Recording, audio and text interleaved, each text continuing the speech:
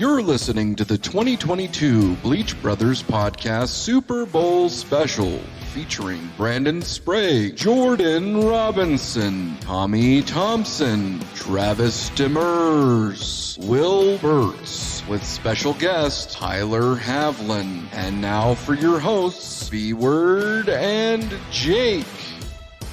Welcome into the Bleach Brothers Podcast Super Bowl Spectacular. I'm here with my good buddy Jake, and we are getting you ready for the big game this weekend. Jake, how you doing, bud? Laces out. That's right, man. One of my favorite football things. That's right. You ready for the game this weekend? Oh, I'm ready. I love the Super Bowl. I love the Super Bowl so much, and because of the food, I like the halftime show. I love the commercials. It should be a national holiday. Oh, I agree. And actually, since they've been pushing the season later and later, I kind of think that they need to make the Super Bowl the same weekend as President's Day, just so that way you have that Monday off. I mean, the vast majority of people will have that Monday off. You know what I mean? Well, see, because I'm not happy it's close. Well, my wife's birthday is the day before, but then the day after is Valentine's Day, and I think that's the worst setup ever for men. Yeah. Because, all right, a lot of men treat Valentine's Day shitty already, right? Right. So you have just set America up for failure.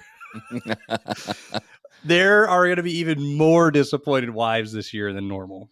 That's true. But we do have a good Super Bowl matchup.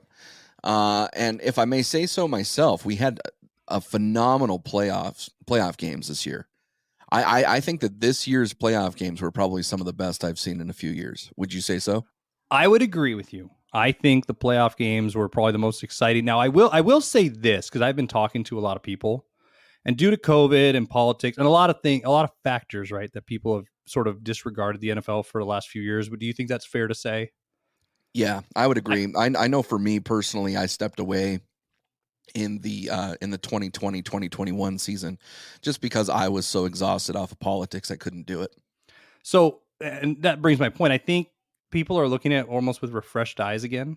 Yeah. Because I'm not saying that these were some of the best playoff games in history. I will agree with that. However, I think that people being sort of away and seeing how the game is and seeing how well it can be played, especially with refresh, like, you know, when you get refreshed and you come back to something, how it's almost new, right? You feel better about it. I think there's a little bit of that we're not acknowledging. Yeah, I would agree. But I think the playoff games are going to be better than the Super Bowl. You said it's going to be a good Super Bowl matchup. I think we're just happy with the people in it. I necessarily don't think it'll be the best game. Yeah, you know, I don't know. I hope it is, just for entertainment value. Yeah. But there's been some good Super Bowls. There's been some not so good Super Bowls. I just want a competitive matchup. But going back to the playoffs, what stood out the most to you, or what were you most surprised about? Surprised with how back and forth the games went, how many points were actually scored. How I learned my hatred for the Chiefs because of the off the field antic people. Oh yeah. I hate Team Brittany. I am as you can see, I am not on that. I am on the hate train for that one. Like if she had a team, of course she would be my FTGK of NFL at the moment. That I think that was surprising to me to see, like, because I'll usually get into like the off-field antics and be like, oh, screw that. But it put a reviling thought in my like whole aura around that game. Right. Where I could not be happier to see the Chiefs lose because of that. Yeah, I would agree. I did not root for the Chiefs this year at all, which I did the last 2 years because I do think that Patrick Mahomes is probably one of the best quarterbacks to come out in a long, long time. But the one thing for me, man, people just don't realize how much I hate the 49ers. So the fact that the 49ers lost, and in the fashion they lost, I was all about that. But for the whole purpose of having the games be competitive and giving me a few weeks of hatred, I summoned my inner Jake the hater, and I made sure to hate on every single Niners thing that I could. And then when they lost, I think everybody expected me to go, ha ha, I told you so. And it was blissful not to even do that, because people started actually saying, I hate my 49ers. They're so stupid. And it was music to my ears, my man. Can I ask you this? Yeah. Would you, all right, so your hatred for the 49ers, right? Would you Oh rather yeah. see them, would you have rather seen them get to the Super Bowl for two reasons? Two reasons. One, do you think if they would have made it, the game we're going to get is going to be better? No. Okay. I think if they would have made it to the Super Bowl, my luck would have been they would have won.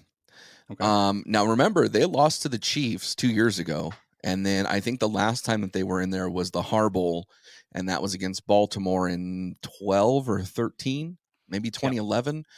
And so, I take a lot of pleasure in the 49ers losing. And to be completely candid, I am, I've not hid my affiliation. I am a Dallas Cowboys fan through and through, but I also watched the Dallas Cowboys in the 90s, and 49ers just aren't my thing, my man. Like they might as well be another team in the NFC East to me. So, second follow-up question to that. Would you rather see them get to the farthest game possible and lose, like the fall off the cliff moment, or would you rather them just lose in the beginning and it's over? Like That's not make the playoffs? that's a great question. I think it's blissful because they lose anyway. But I don't know. There's something about losing to heartbreak. Like you had a chance all the way at the end that just makes it so much more passionate. It's like a Yeah, when you get to passionate see the loss. fan doing the crying cobra in the stands where they have their Yeah. arms over their head and their cheers. So Yeah. so there's two sides to that coin, right? Like I love like when the Golden Knights made it to the championship, I loved seeing them lose. I like seeing the Ducks get to a championship game and lose and get destroyed. The problem I have though is when the team makes it that far, people can say they were still really good that year, and I Yeah. don't like them having that. Yeah. So it's like, yeah, you want to see them get to the pinnacle and then like die at the top of Mount Everest. Yeah. But the problem is they still climbed the mountain and you never did. That's true. So That's true. it's But at the it's end of hard. the end of the day, my man, we're still on the same couch watching the same game. So, and they just have a shittier draft pick at the end of the day. Yeah, that all right. So if you're going to pro sports, I agree with that. They get a worse pick at times depending on how it's playing out and who trades but yeah, I don't know. That's even a tough question for me because being the hater, it's like, do I want to see somebody get that far? Yeah, I do, and then I just want to rub it in their face forever. But no, see, I think the better game is the Rams versus the Bengals. I think the better game would have been the Rams versus the Chiefs. Yeah.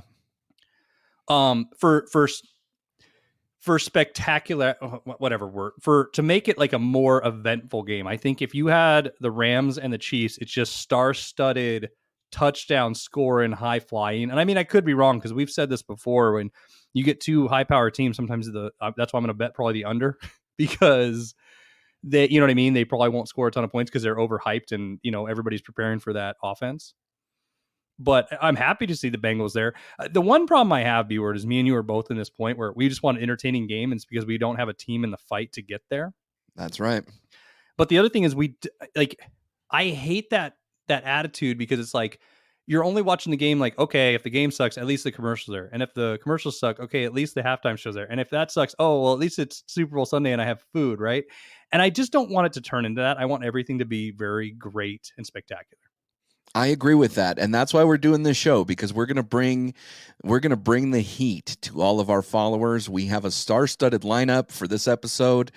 We really think that you're going to enjoy it. It might go a little bit longer than one of our normal podcasts, but we're gonna go ahead and step out real quick, and we'll be back.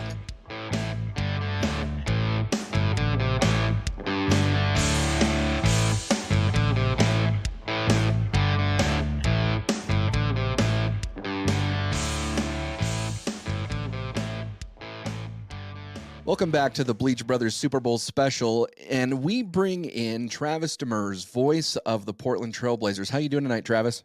I'm good. I'm real good. Just finished up some dinner, hanging out with you guys. What could be better? Are you excited for the Super Bowl? I am. I'm glad to see a little new blood. I mean, the first Super Bowl that I ever watched was the last time the Bengals won the Super Bowl. So, like, that was my very first Super Bowl that I watched when I was a kid. So it's been a long time, man. I mean, my wife was like 6 weeks old when the last time the Bengals played in the Super Bowl. And I remind her of that I was old enough to watch the game and she was 6 weeks old. And that's kind of creepy. But so it's kind of cool to see the Bengals in there. Yeah, they played the Niners, am I right? Yep. Was that 88? That was the 88 season, yeah. All right. Yeah, 88 season, played in 89. It's kind of crazy that this is their next time in the Super Bowl. Yeah. But that kind of brings it back to me. So, Travis, you're a New York Giants fan.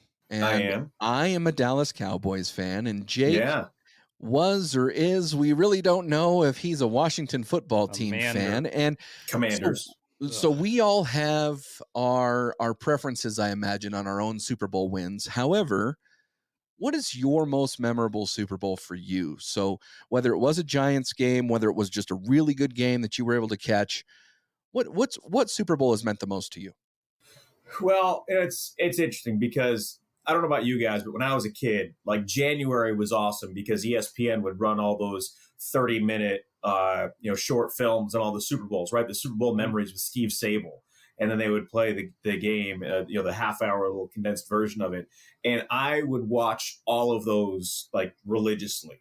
So, like, the first 25, 30 or so Super Bowls, I've probably seen those little films, I don't know, 30, 40 times each.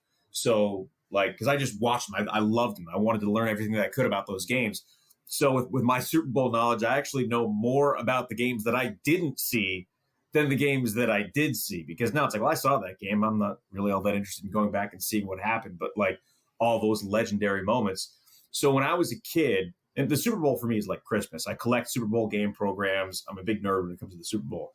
So when I was young, those were like the really important years of fandom. Being a New York Giants fan, I remember Super Bowl 25, Giants Bills. So I was 10 years old. Or was I 9? So January 91. So I was 9 years old, and I was wearing, those old school, like uniforms, the Hutch uniforms. Yeah. I had a Hutch Giants football helmet and a Hutch Phil Simms jersey. There was nothing on the back. It just said Giants 11 on the front.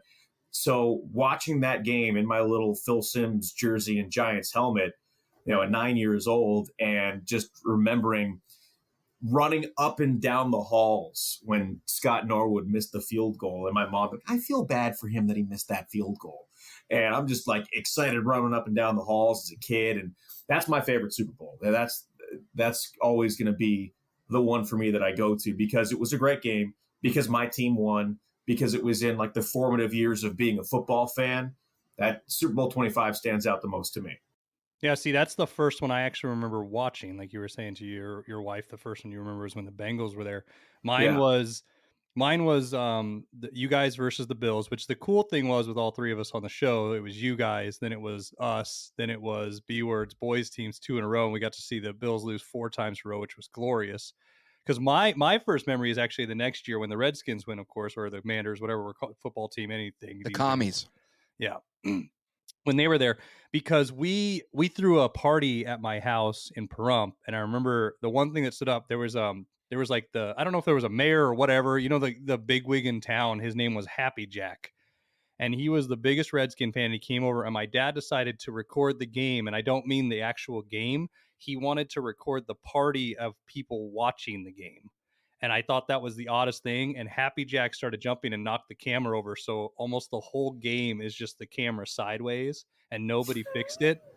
And B-Word will attest this. In my house, we had a giant mural of the Skins logo on the wall.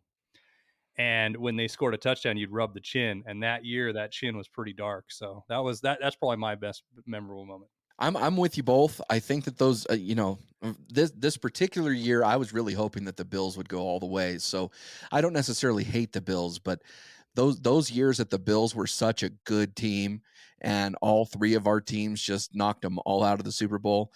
Those were a good series of Super Bowls for sure. I distinctly remember the Cowboys and Pittsburgh.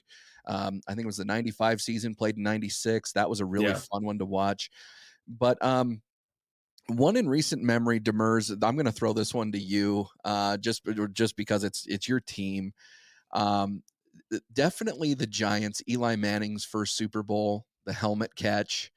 I thought that one to me, Brady comes in undefeated.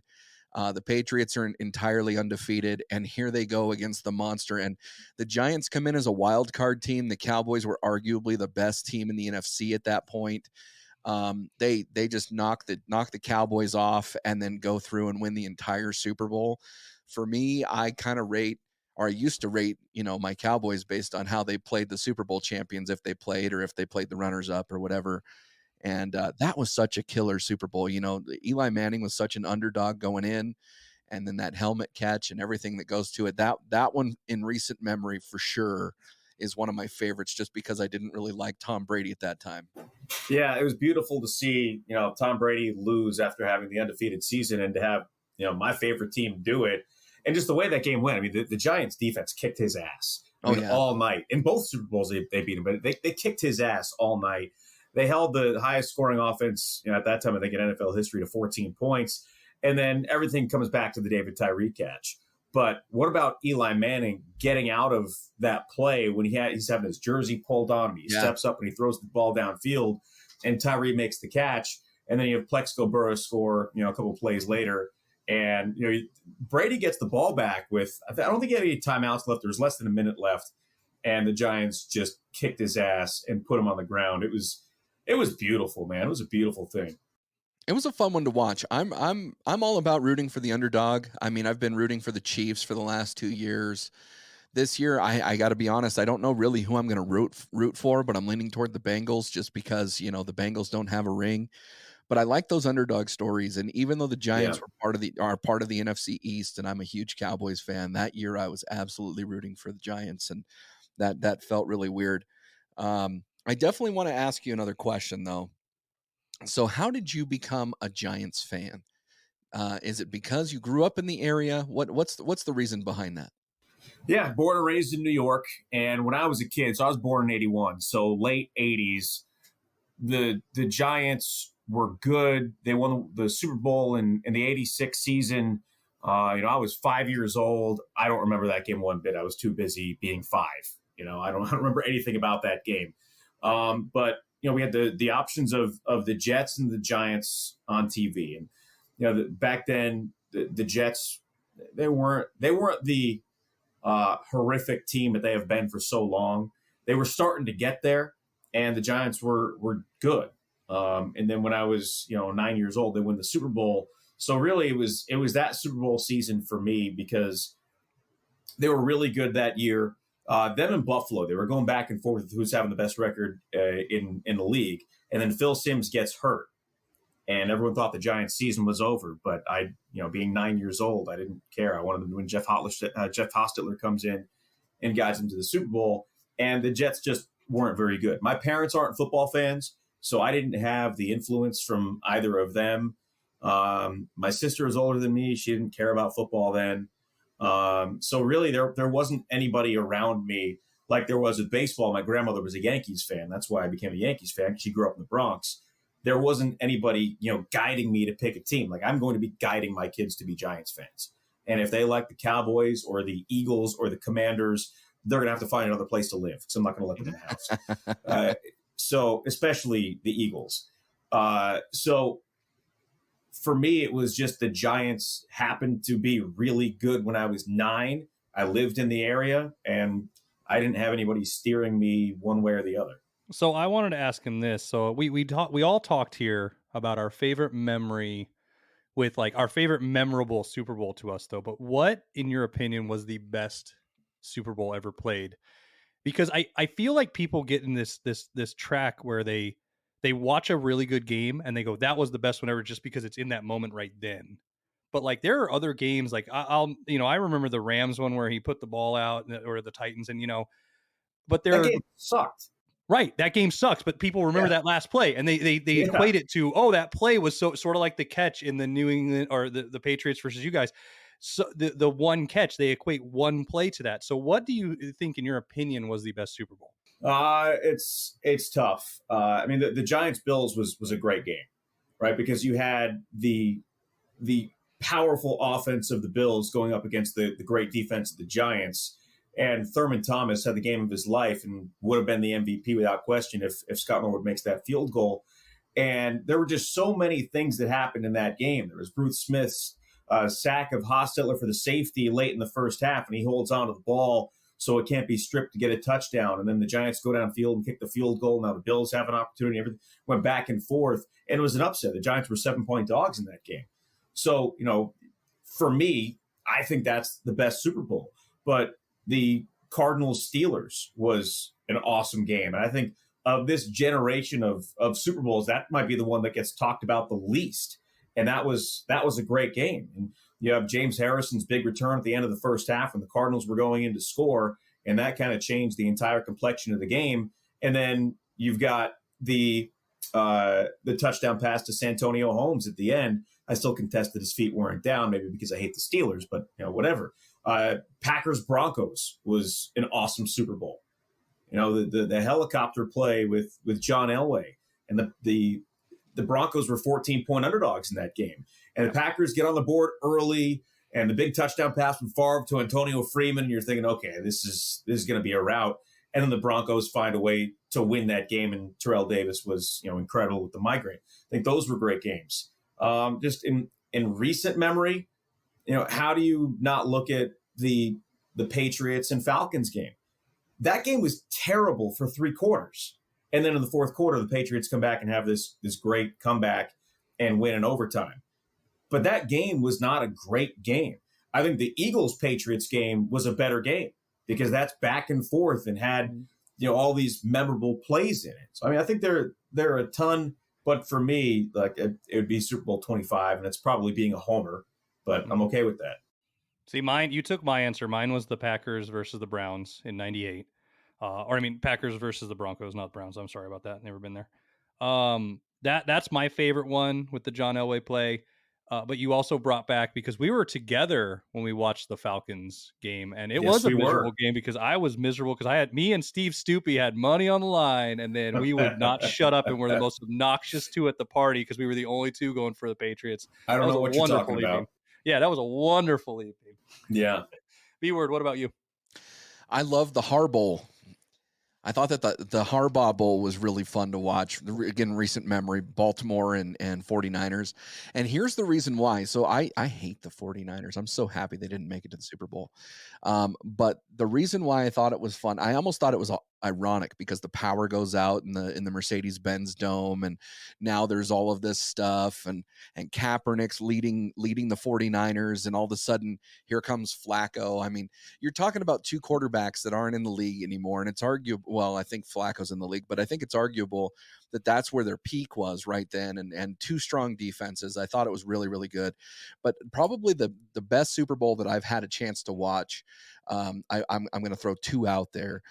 Pittsburgh versus Arizona a few years ago. I think that was 08. No, 09, 010. 010. That one was really good. 010. But yeah. But yeah, that one was really good. And Demers, I agree with you, man. I remember that Broncos game, and I remember watching Elway take this team back, and that was, I don't know that there's many Super Bowls that are better than that game. So that's really good there. Yeah, full disclosure, I was wearing a Brett Favre jersey and a cheese head while watching that game, literally. So I was very upset. Well, since we're going down the path of Super Bowls, I've got a little bit of trivia for you two. So this is going to be the Hater versus Demers game of Super Bowl trivia.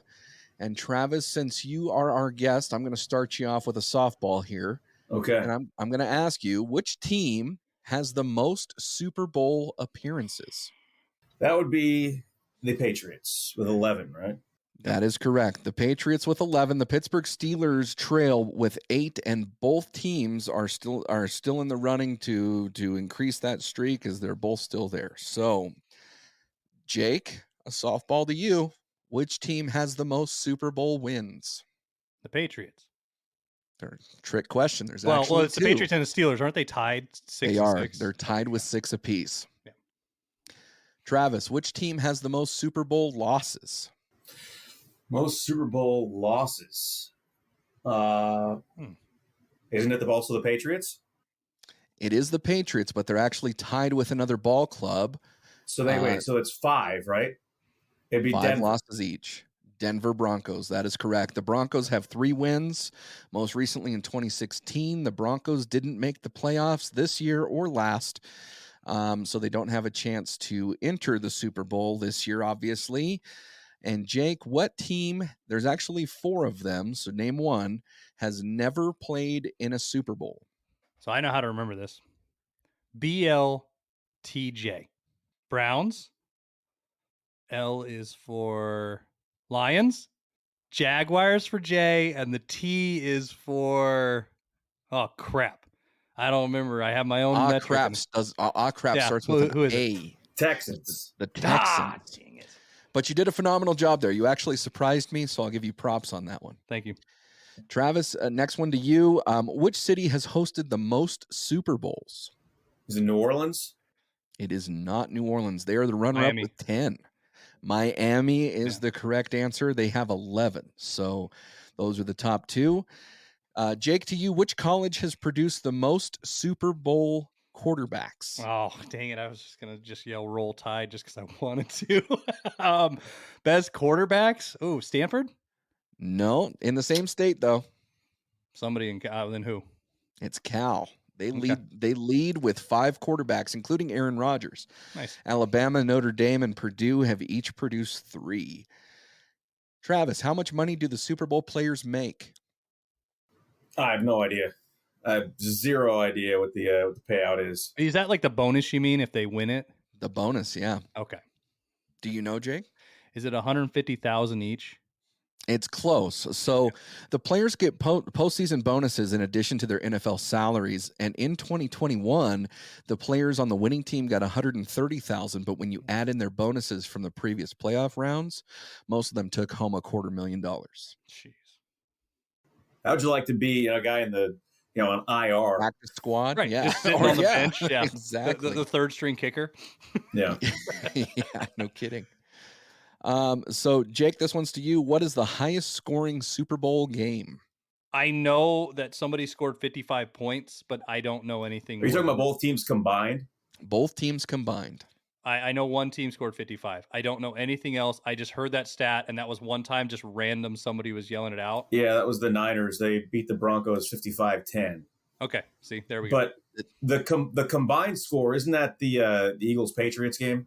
It is not. It is the 49ers San Diego Chargers. Oh, 49-26, right? 49-26, 75 points combined. Okay, so I was wrong all around. That is correct. Oh, I'm looking up. Yeah, the Patriots and Eagles was 74. Okay. Wow. Travis, last question to you. All right, what do you got? Which player has the most rushing yards in a Super Bowl? In a single Super Bowl? In a single Super Bowl? I think unless it's changed, it was Timmy Smith, right? He had like 226 yards. It is 226. Yep. And Jake, which team was he on? T. Dude, come on. The Washington football team. I knew I was going to lose this. That was bad. That was a very bad showing. Way to go, well, Travis. you've got one more. You've got one more question, Jake, and if you get it, you'll win the whole kit and caboodle. You ready for this? So Tom Brady has won the most MVP awards with 5. He has 2 ahead of Joe Montana. Actually, I think he was MVP last year, so that'd be 6. So he's 3 ahead of Montana. Anyway, who is the only MVP to lose the Super Bowl? Brett Favre? No, wait. I know this. Don't tell him. It was Chuck Howley. Oh. Yep. And what team did he play for? The Dallas Cowboys. My Dallas Cowboys. So even when we lose, we lose. 5 against the Colts, right? That is correct. Against the Baltimore Colts at the time. Why would you finish with a Cowboys question? You had to sneak that in there, didn't you? You had to make sure that the Cowboys were involved. Well, right before that, he had a Redskins question. So it was a Raiders question. Yeah. And one of my favorite Super Bowls was a Giants game. So, that's just how it works. I will say this. I did root for the Redskins in the game against the Bills because, again, when you're 9, your team plays in the championship, you hate them. So I hated the Bills. And these people across the street from me had this flag in their yard that said proud, Bills fans here or something. And I just remember, why would you want to be fans of losers? I was 9, 10 years old, and that's all I could think about. Since we've got you here, since you're a New York Giants fan, Ben Roethlisberger retires this year. Hall of Fame career, I would say you would probably agree with that. 100%. Most people would agree with that. However, the question that I'm going to ask you, who has the better Hall of Fame resume? Ben Roethlisberger or Eli Manning? Well, Ben Roethlisberger had more team success, right? Roethlisberger won 2 Super Bowls. He went to 3. Manning won 2 Super Bowls, but have they not won a playoff game since then? I don't think no. They've I think they've won 1 since then. Trying to think of which one that was. But the team I know success, which one it was. It was the Cowboys game, but it happened to be I think it was Dak's first year. So 16. Oh yeah, and then they lost to the Packers. Then they lost to the Packers the next week. Yeah, that's right. Because that was the famous boat picture. Yes, because Right they all. That. Yeah, yep, that's it. Yeah, So Eli Manning didn't have the same team success, right? So if you look at it, 3 Super Bowl, 2-1 in the Super Bowl versus 2-0. Roethlisberger had multiple AFC Championship games that the Steelers went to. Eli Manning never went to another NFC Championship game other than the 2 that he won. The playoff success wasn't there. Roethlisberger played longer. I would probably say Roethlisberger has the better resume, but I think they're both Hall of Famers. I would agree. Jake, you agree with that? I agree. I'm not a huge fan of the mouth breather Eli Manning, as I call him. But I would say, yeah, they both are deserving, because I mean, the one problem with that is I always have that hard time when people argue, a ring's more important than actual stats. Because like Dan Marino is one of my favorite people in the Hall of Fame, right? Never got a damn ring. But the equate to success, I would actually say Eli, I think, has a better resume, just because I think he performed when needed to perform. And I know that goes against the argument of the ring. Just in examples, though, I don't think he had as good of teams around him, and that's even including coaching. Yeah. As Ben Roethlisberger did. Well, very good, boys. Travis, thanks for joining us on the Super Bowl special. I've got one last question for you. Yeah. Who's your pick for the Super Bowl? I'm rooting for the Bengals. I'd be okay seeing the Rams win, but I'm going to take the Bengals just because I want them to win. And there's really no other reason that I'm picking the Bengals other than that. No one thought they were going to win in Tennessee. No one thought they were going to win in Kansas City. So I'm just going to pick the Bengals because I want them to win. I know that's great analysis, and that's exactly what you're looking for. But I also wouldn't mind spiting Odell Beckham Jr., so that'd be fun. So, yeah, I'm going to go with the Bengals. Nice. But I'd also like to see Stafford and everything he's been through get a ring. Well, we look forward to having you on again, Travis, for sure, man. Thanks for coming back on to join us. Anytime, guys. Appreciate you having me. Stay with us as we'll be right back with the Bleach Brothers Super Bowl special.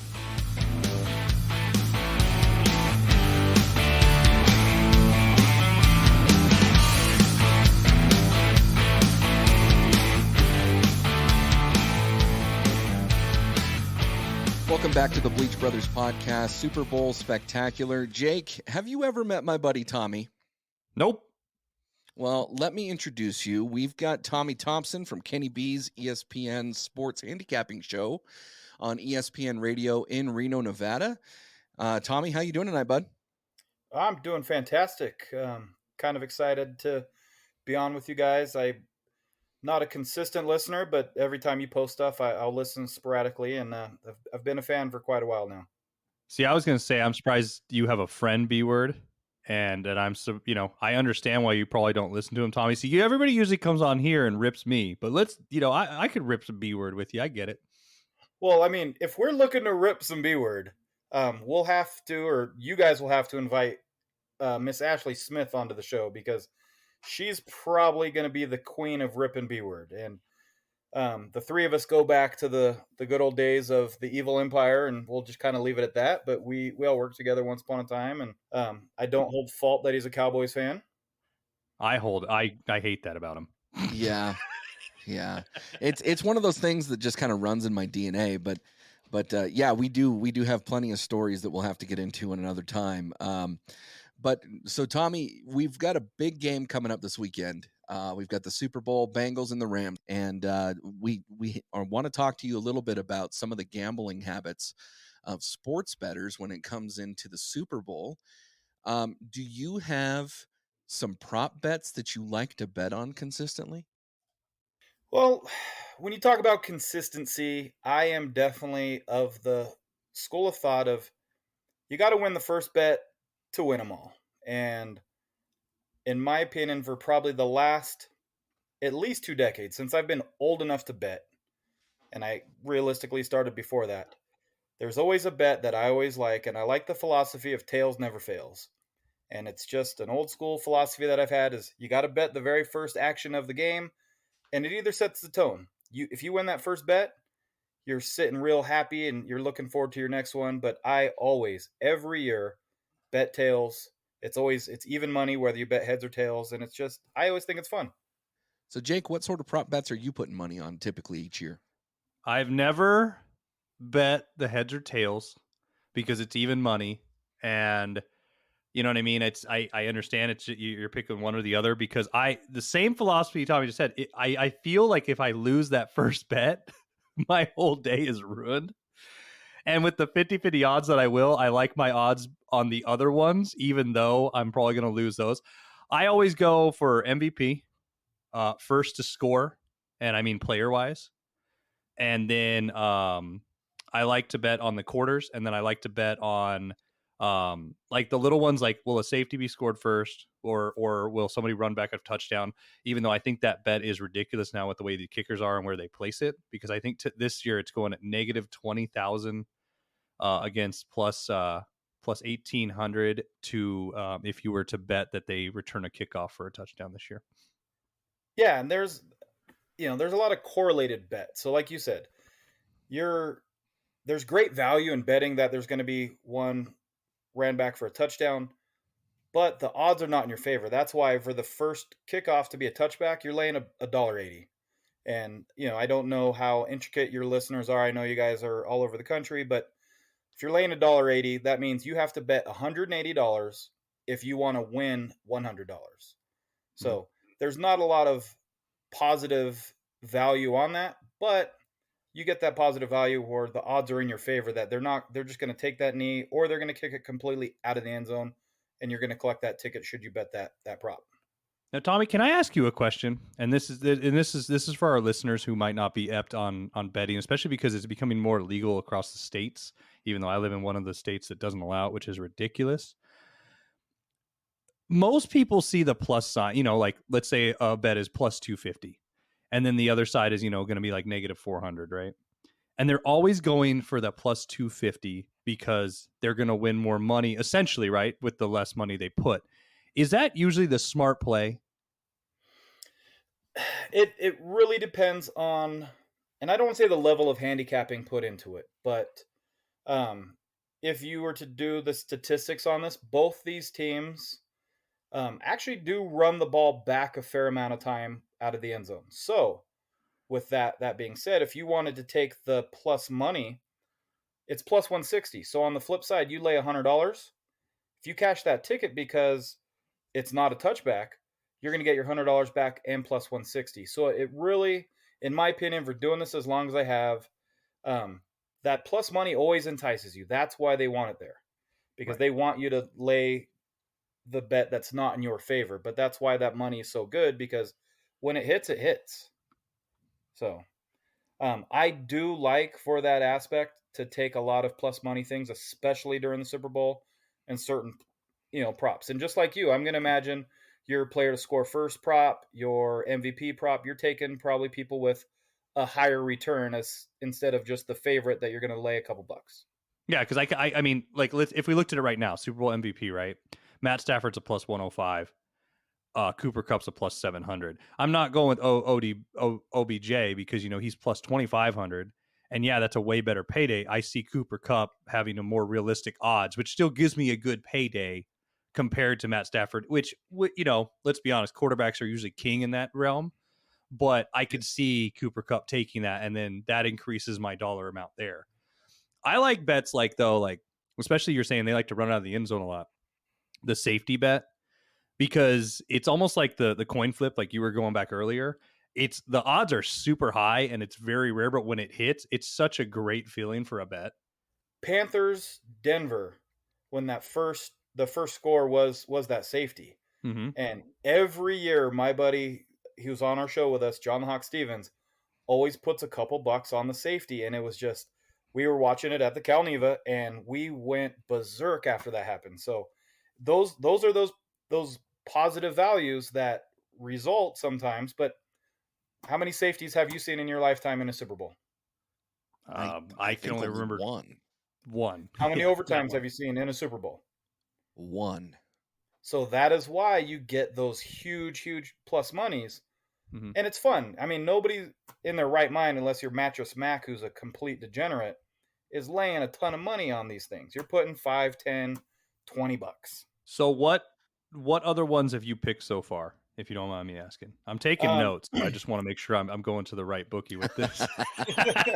Well, I laid a $1.85 on this one. Team to record the first sack. I took the Rams. To me, as great as Joe Burrow is, the fact that he survived a game where he got sacked 9 times is ridiculous. And when you have Von Miller and Donald coming at you, it spells disaster for me. And I think that's going to happen. Let's see. I'm trying to think of the ones that I put some money on. Here's a plus money one. Both teams score in every quarter. Realistically, it doesn't happen that often, but you're getting plus 550. So I put $40 on it. It'll be a nice little return should I get it. And then I also put plus money on this one. Total number of field goals is going to be greater than the total number of touchdowns. Because I just have a feeling that there's going to be a lot of field goals as well as scoring, but it could be 6-5. Yeah, both of these teams are not necessarily the best in the red zone. They're great when they're on a tear, when they're doing an 80-yard drive, but when you're actually getting into the red zone, they both have struggled throughout the year getting into the red zone or converting that when it's going to go. Yep, they get into the red zone very well. It's just converting when they're in there, and so that's why I kind of like that, especially getting some plus money in there. You like the crazy ones, like what color the Gatorade's going to be? So here in Nevada with William Hill, and before it actually was the Club Calneva book and Leroy's, we've had a few different books.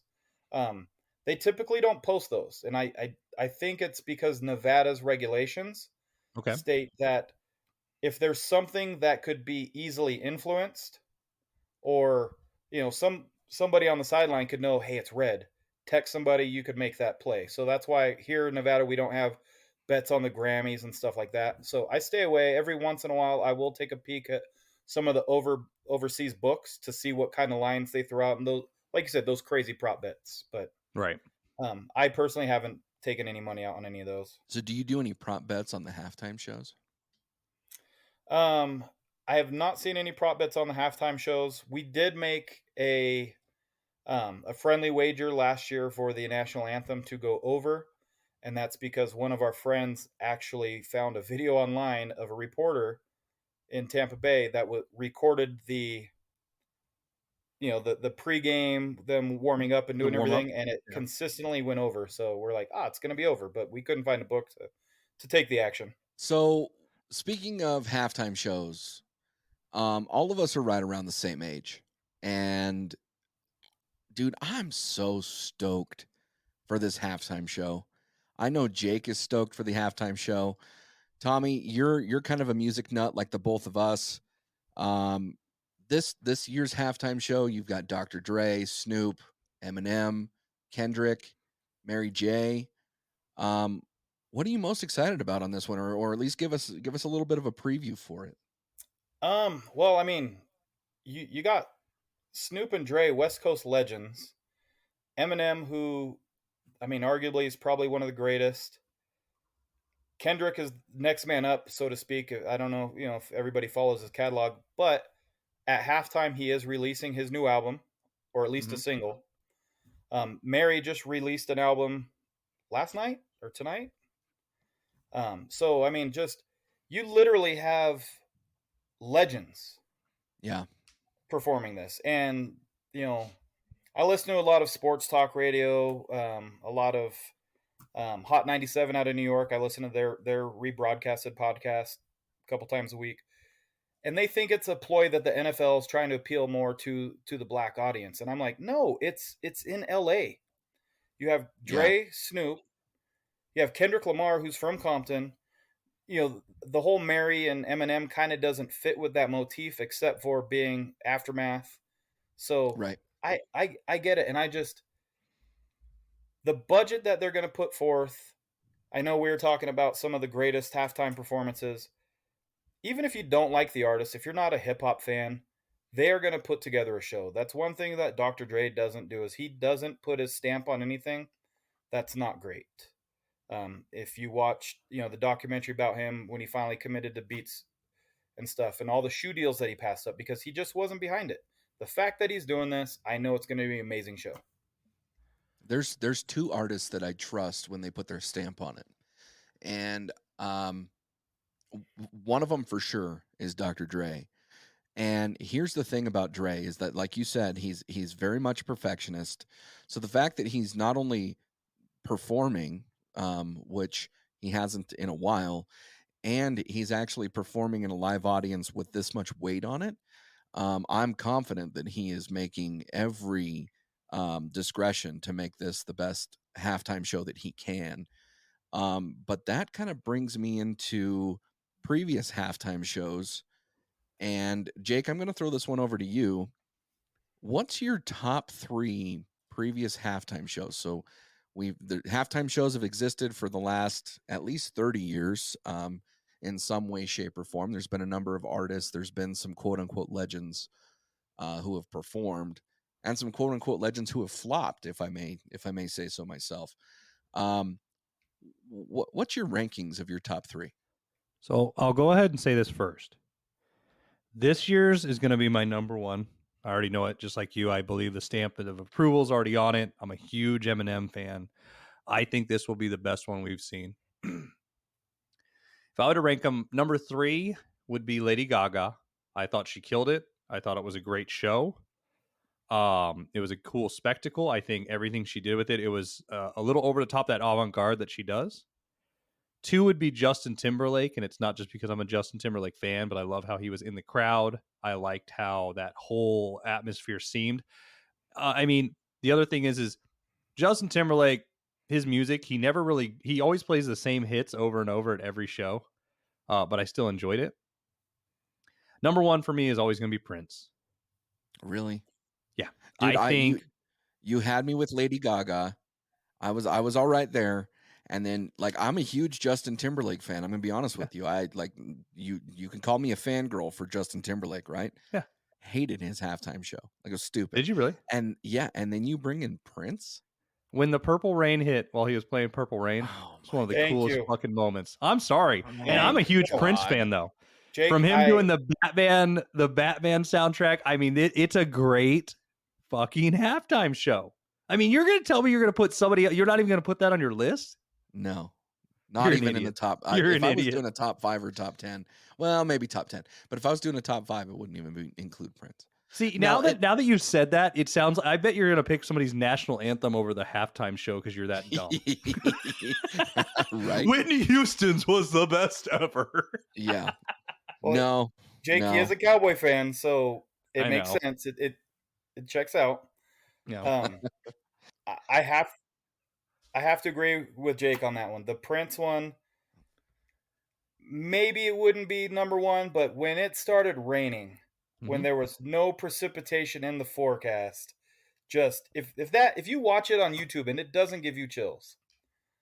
And then so my number 2 is that. So that's my number 1. My number 2 is the Michael Jackson one in '93. Okay. Which Brian should like because the Bills got their Yes, they did. They got waxed. Your cowgirls, yes. And my number 3, and I there's a couple reasons. One, I am a huge Timberlake fan. I will admit it on this podcast. I admit it on the radio. I admit it to everybody. I definitely have a bromance with JT. But I'm also a sneakerhead. And at halftime on the Sneakers app, they dropped the Justin Timberlake collaboration with Tinker Hatfield for the Jordan 3s. Actually scored a pair, which never happens on the Sneakers app, so that was really good. But going back to Prince, that was the one where they did the symbol in it was fantastic. Yeah. So, Well, you both are wrong, and let me tell you what the real three are. Oh God. So I'm gonna go reverse order. So I've got Lady Gaga as number 3. I agree with everything Jake said with Lady Gaga. Surprisingly made my list. When she actually performed, I did not expect it to be as well as or as good as it was. I thought everything that she did about it was great. So Lady Gaga, number 3. Number 2, I have Bruno Mars. I thought that Bruno did a great Super Bowl halftime show. Here's the thing that I like about Bruno Mars, though. Like, as a live performance artist, he doesn't sound fake, and I appreciate that because when you had like the Rolling Stones or the Who or different people like that, not only were they aged out, of course, but it was just like, why are we listening to people that are singing off key? And Bruno Mars did a good job, especially considering he was performing as well. He wasn't just singing. And then I'm with Tommy. I got number 1 as Michael Jackson, 93, not only because it was a significant Super Bowl for me, but I thought he did a great job. And who doesn't like watching Michael Jackson perform? Take out everything in his personal life. Macaulay Culkin. Got him. Oh, the best is the screen's white too, so I had no idea it was coming. That's funny. That's funny. But no, B, you would have had me if you would have said like, "Hey, I don't like your guys' picks, but the Shakira J-Lo one was the greatest ever." That's you don't an even have to honorable listen mention. to that one. You just watch it. That one's an honorable mention, and here's why. I actually listened to it on mute. It was phenomenal. And then I didn't even know what a Bad Bunny was at that point, but apparently that's the rapper that joined him. Why they thought to include him is beyond me. I have no clue. It should have just been J-Lo and Shakira in a twerking contest. I'd have been perfectly fine with that. I'm surprised none of us picked the nipple. The infamous Janet Jackson. I have a story about that one. So that's obviously Justin Timberlake again, right? Right. I was married and I was working that specific Super Bowl. And so I recorded it. And back in the day, we didn't have DVRs or anything like that, right? So I was actually recording it on a VHS tape. And I come home from work to watch the Super Bowl and my VHS tape is gone. And I look at my wife and I said, "Hey, what happened to the Super Bowl tape?" And I didn't know anything about Janet Jackson. Well, my wife at the time knew that Janet Jackson's nipple was all over the television and that I recorded it and I wasn't allowed to see it, so she threw it away. It wasn't until maybe 5 or 10 years ago that I was actually able to look it up, and it's not like it actually showed her nipple. Like, it was a pasty. But still, like, yeah, so stupid. So stupid. You just learned about the internet 5 or 10 years ago? No, it was just there was other Janet Jackson nipple photo. Yeah. There was other searchable content that I decided to investigate prior to that. But but no, I mean, there's a lot of controversy on that one. I really think that it was more of a shock value than it would be today, considering how performance artists do today. But with that, Tommy, I'm going to ask you one last question. Okay. What's your pick for the Super Bowl and what's your score? My pick for the Super Bowl, as soon as the line came out, I got it at +4 because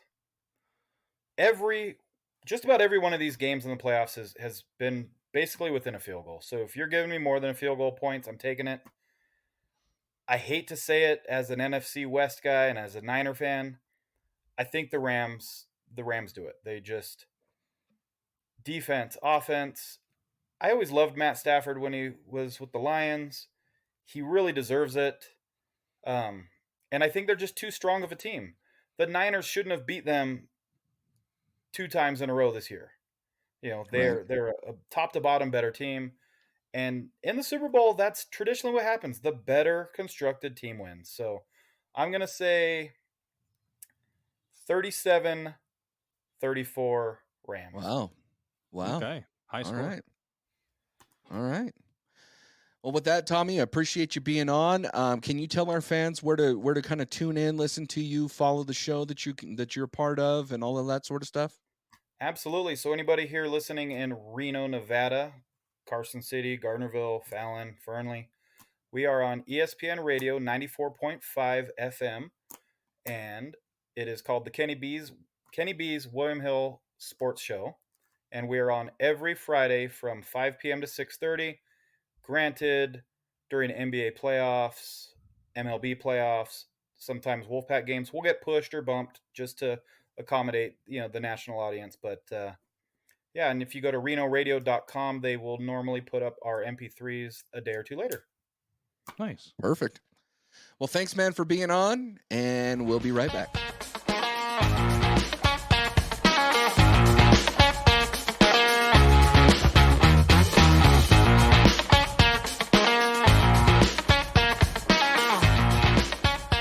Welcome back to the Bleach Brothers Podcast, Super Bowl Spectacular. Jake, we have some breaking news in the NFL this week, and it happens to go with your current / your maybe not current football team.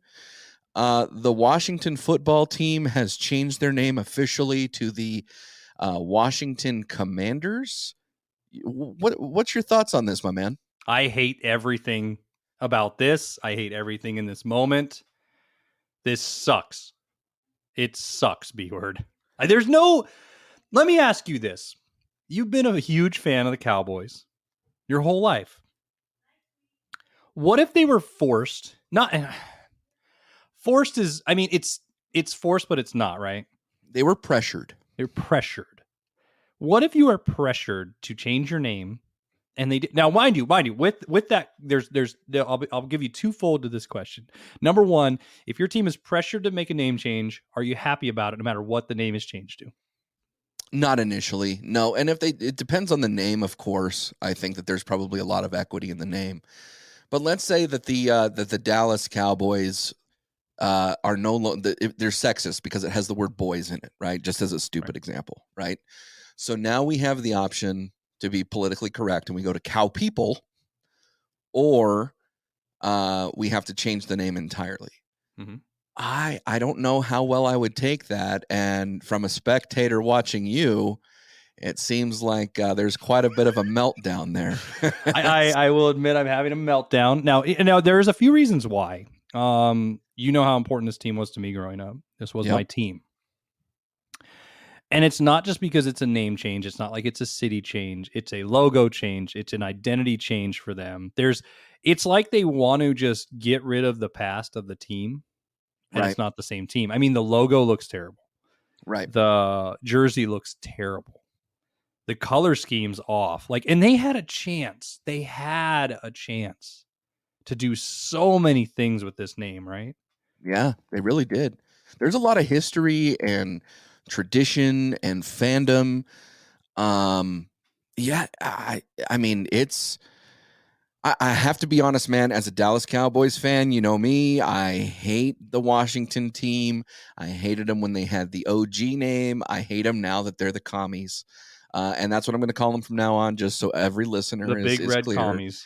They're going to be the big maroon commies with the black outfits. And that's just how it goes. But this, I don't want to lead the conversation in a different way here if you have more to say. But there are some reasons as to why a fan can change their team, right? We've talked about this off the air. Is this going through your mind? Yeah, I want to have a draft like the NFL for teams. I have a list. And I'll get into that in a second. Because I was going to give it the benefit of the doubt, right? I hate hearing the thing like the boys versus the Manders or the commies. Right. Either one. That's a terrible nickname. People saying HTTC, which my favorite dumb comment of the day was somebody on Twitter going, they don't even know Hail to the Chief, which means he was never a Redskin fan because it's Hail to the Redskins, the song. Right. It just feels botched. The benefit I would have gave him, and tell me if you feel on this. If they would have been Commanders, right, and you went the military route, which I think they're trying to do, but it still seems failed, and you did a submarine coming out of water, and it was going forward, and then you went for that the Red October sort of thing, and that type of feel, right, something. Something epic. Something epic and almost original, right? Like it's not, but it is. It's a little more original than just the Commanders. Like the only good idea I heard is somebody saying online, why don't they make their mascot a red pig or red hog in a Commander uniform? And I was like, that's probably the only thing I've liked that's come out of this so far. I mean, but let's be honest, Dan Snyder is not the brightest owner in the NFL. No, he's the worst. And so there's a good chance that if they were trying to do a logo with a submarine coming out of the water, it would be quite phallic. It was going to look like a dildo. I'll tell you that right now. Yeah, and the water was going to look like it was vibrating. It was going to look like a battery operated toothbrush coming out of the water. Yeah, we would have been the Command Debaters. Command Debaters. It just, I don't know. It looks like a Wario helmet. There's just, and I'm a Wario fan. There's so much bad about it. And but because I think the other thing is we waited 2 or 3 years for this change. Yeah. And it feels like you had a project. I feel like the teacher, right? And I've been waiting for this project to come out and I want to give it a good grade. And you gave me like a D- effort. Right. Like you didn't even try. Like you just went, oh yeah, Commanders, that's good. And how are we gonna do the logo? Just make it a W and put 3 stars under it with a pentagon around it. Yeah. Like it nothing seems tried. It's not even like they put out releases like, and I'll wait to see the next few days. Like here were the options. Here were what we were down to. I think they're gonna have a big rude awakening on their hand for the fan base, because if you look at the numbers for teams, right?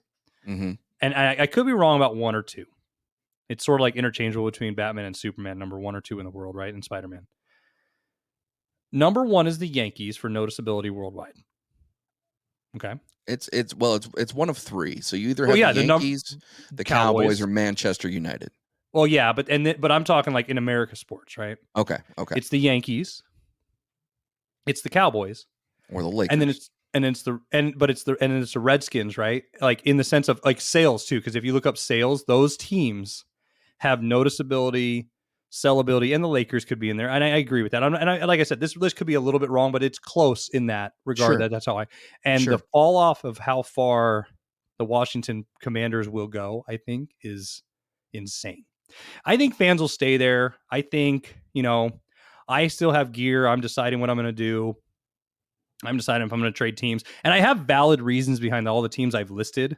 And even as I've listed them, I've sort of narrowed it down. But the teams I would consider.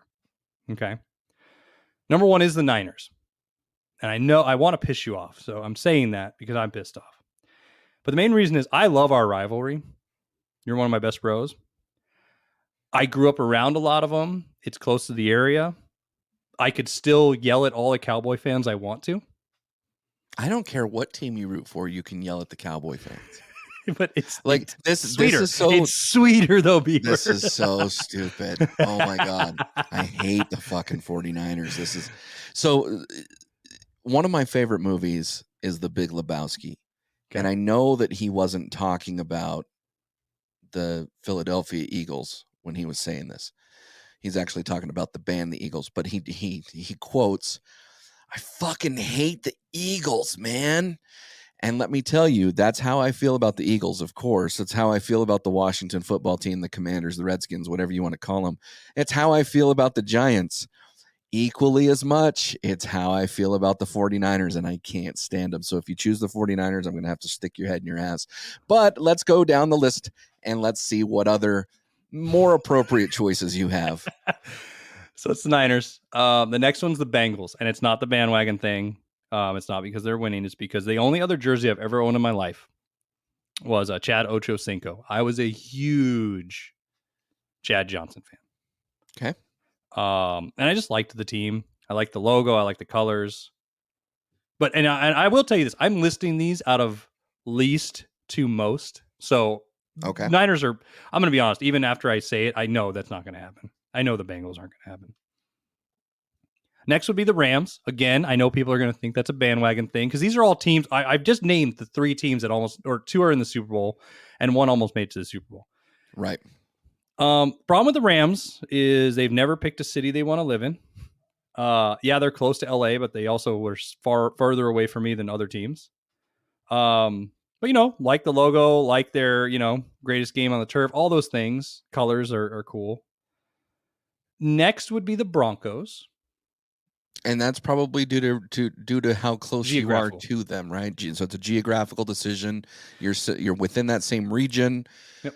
It's also one of those things where you're switching from NFC to AFC potentially. That's one of the reasons. Yeah, which I've always creates a new dynamic there, right? Yeah, I always liked them. My parents actually lived in Colorado for years. Liked Elway, liked when Manning was there. I didn't always. I mean, I did. The logo took me a while to grow on when they changed the logo. Remember the Mustang? When they changed it from the D to that. Next team, I can't believe I'm going to say this. The Raiders. Oh man! And it only has to do with they moved to Vegas. But okay, so how can you do that and slam the Vegas Golden Knights at the same time? That's you know what, everybody's even said that. Jake, don't you hate all Vegas teams? Yes, I do, but then again, I always joke they only have one team. Now they have two. Yeah. So them. And then I'm trying to figure out how the order goes on the next ones. So these are the ones that are up for debate potentially. The Giants. Okay. So now this is love based, not for the team. This is my wife. Right. Her family's all New York Giants fans. My brother-in-law would be fucking thrilled. So I have in front of me the International Federation of Sports Fans rules for being a sports fan per the IFSF as deemed by Commissioner Rob Williams. Now, full disclosure, this is on the Rad Radio website. Rob, Anybody, and Dawn is a radio show that's out of Northern California. It also streams in Northern Nevada, where I live. And so there's a few rules here. But one of the rules here is that, once you've committed your loyalties to a team, that's it. That's your team. If you move, you're still a fan of the original team. I think we can agree with that, right? Correct. You cannot change teams because you change geography. Sports fan loyalty is bigger than marriage. There's no divorce unless you're abused, and we'll discuss that later. So don't be a cheater, right? So I think we can agree with that. Yep. The next rule is if, however, your team moves on you, in parentheses, abandonment, all bets are off. I kind of feel like this is the direction we're going. And so it continues. It says, for example, you grew up in Baltimore and the Colts left you. You do not need to be an Indianapolis Colts fan, but you can be. You are now free to choose or to root for whichever team and free to choose your new team. Once you choose a team, you are and must remain loyal to that team forever. So again, Jake, you're kind of preparing yourself for sports marriage, right? And it continues on again, and it says, and you can take as long as you choose to pick your new team, because grieving over the loss of a team knows no limits. Now, here's what I'm gonna tell you right now. It continues on and it says, but don't be a derp. You should never choose a team that was on your former team's rival list, i.e., the Raiders left Oakland, and now you're a Broncos or a Chiefs fan, so screw off. Now, here's the thing, though. My wife, again, this is a family thing, right? Now, half of her family it's sort of like my family, right? Half my family are Skins fans, the other half is Cowboys fans. Right. My wife's family are half Eagles and half Giants. Oh, see, I would judge you completely. Oh, I would never be an Eagle. I'll say that right now. Right. That is a flat out hell no. Right. The Giants is a hell no for a lot of reasons. I would do it more for solidarity, but my favorite thing about it, I already have a cop out because my wife goes, I don't like football. So, because my favorite thing is every time we talk about football, she goes, I hate the pass interference rule. And I go, why? She goes, oh my God, somebody didn't have a chance to catch a football. Wham, wham, wham. And that always makes me laugh. So I'll move on from the Giants because we know one more follow up on the Giants here. There's another rule that Rad Radio comes up with that says girls don't matter. As long as a human identifies as a woman, her opinions and behaviors as a sports fan are irrelevant and meaningless. Ooh. Even in the 21st century America, it's okay for genders to have their own thing. Men can have sports, hunting, meat, and dirt. Women can have knitting, book clubs, and Planned Parenthood. Now, I have to be honest with you. We are not a sexist podcast here. but I do kind of feel like you, as a human being, whether you have a dick swinging or not, are entitled to your own opinion. And trust me, my man, I would love nothing more than for you to be a Giants fan for literally the rest of your life, so I can continue to give you shit. Right. Next would be the Seahawks. Okay. And but see, it goes against Rad's rule in the sense of I moved here and I'm around it. However, my team has abandoned me with their own affiliation of being a team. So, right. Therefore, close to it. But I can't stand their fans. Yeah. You don't one like of the most obnoxious. Man. They're the Oregon Ducks of pro football. They are. Yeah. They are. So my own list sucks. My own list sucks, Beaver. It would be your luck as well that you would become a Seahawks fan and Russell Wilson would go be the quarterback on the Commanders. It would be my luck that I would be the king of the idiots if I became that, because I'm an unbearable hating fan. And imagine me being on an unbearable team just ripping everybody. Yes. The asterisk team is the Cowboys. I don't know if I could handle you as a Cowboys fan. No. I feel like I'd be an interloper. I think you would like it because you'd be like, good, you're on my team and we can go like ruin Niners' lives together. You know, like I'd jump on the back of the horse and join you. But again, I'm just the friend jumping on the back of the horse. I'm not actually the one riding the horse. Because half my family's Cowboy fans and they would dream for me to come over. Next is the Cardinals. Arizona Cardinals. Okay. Why is that? I'm born in Arizona. I was born in Arizona. I love the colors. I like the team. They've not always been great. They've had good years. It's not a bandwagon jump. I'm originally from there. My wife's lucky bird, my wife's favorite animal is a cardinal, or not favorite animal, but her favorite bird is a cardinal. It's like a big meaning to her family. I think that's the way I'm leaning the most. Okay. It just makes the most sense. Geographically, it made sense where I was from originally. And there's an asterisk there too. There is an asterisk there because they are no longer part of the NFC East. They were part of the NFC East 20 years ago. Right. And they also were the Phoenix Cardinals then, even though they're still in Phoenix. That's correct. That's, I think, the closest team for me. When do you plan on making this decision? I'm probably going to do it during draft day. During the actual draft? During the draft, I might draft a team. Oh, no. Oh, no. Jake's on the clock. And I am going to draft that day, probably have my decision made up. But I mean, that I'm still in the decision mode, B-word. I'm still in the decision mode. And I will tell this to all the fans or haters or whatever you want to call out there. Even if the Washington football team was in the Super Bowl this year, you know me, B-word, I would not be claiming it. Yeah, that's true. I haven't even really claimed my team, because we've always had, and we'll tell this to the fans, we've always had an ongoing bet year after standing bet, $20 a game, and we have not really. We haven't done it in probably 3 or 4 years. Yeah, I've just not. Yeah. I'm not about it. I've been waiting for this name change. I think that's the thing. I've been waiting for this. Yeah, and it was an absolute fucking failure. You know, okay, so what was more of a failure? Now, of course, talk about the name, the logo, right? We've already discussed that. But was that more of a failure, or was it the fact that they had 2 or 3 years to get this done, and they screwed the pooch in every single direction? 2 or 3 years. If they would have, so here's the thing, because like I said, it feels like they went into a room, came out with the most mediocre name, like whatever. There's nothing offensive, nothing, and it's not that I want an offensive name, but what I mean is that it's like the most type of name, logo, everything, right? If they would have said, hey, we're no longer being called this team, and then in April or June, right? Like in the off season, and then came back the very next season and then wiped everything clean and just said, we're the Commanders. I think I could have dealt with that more. Just like sort of they were like, hey, we're going to drop the name, we're the football team. And we all thought it was a joke. And then it actually came true. That's why I think people also were like, if you just leave it that, we're fine at this point because whatever. I think I would have been more fine with the Commanders then.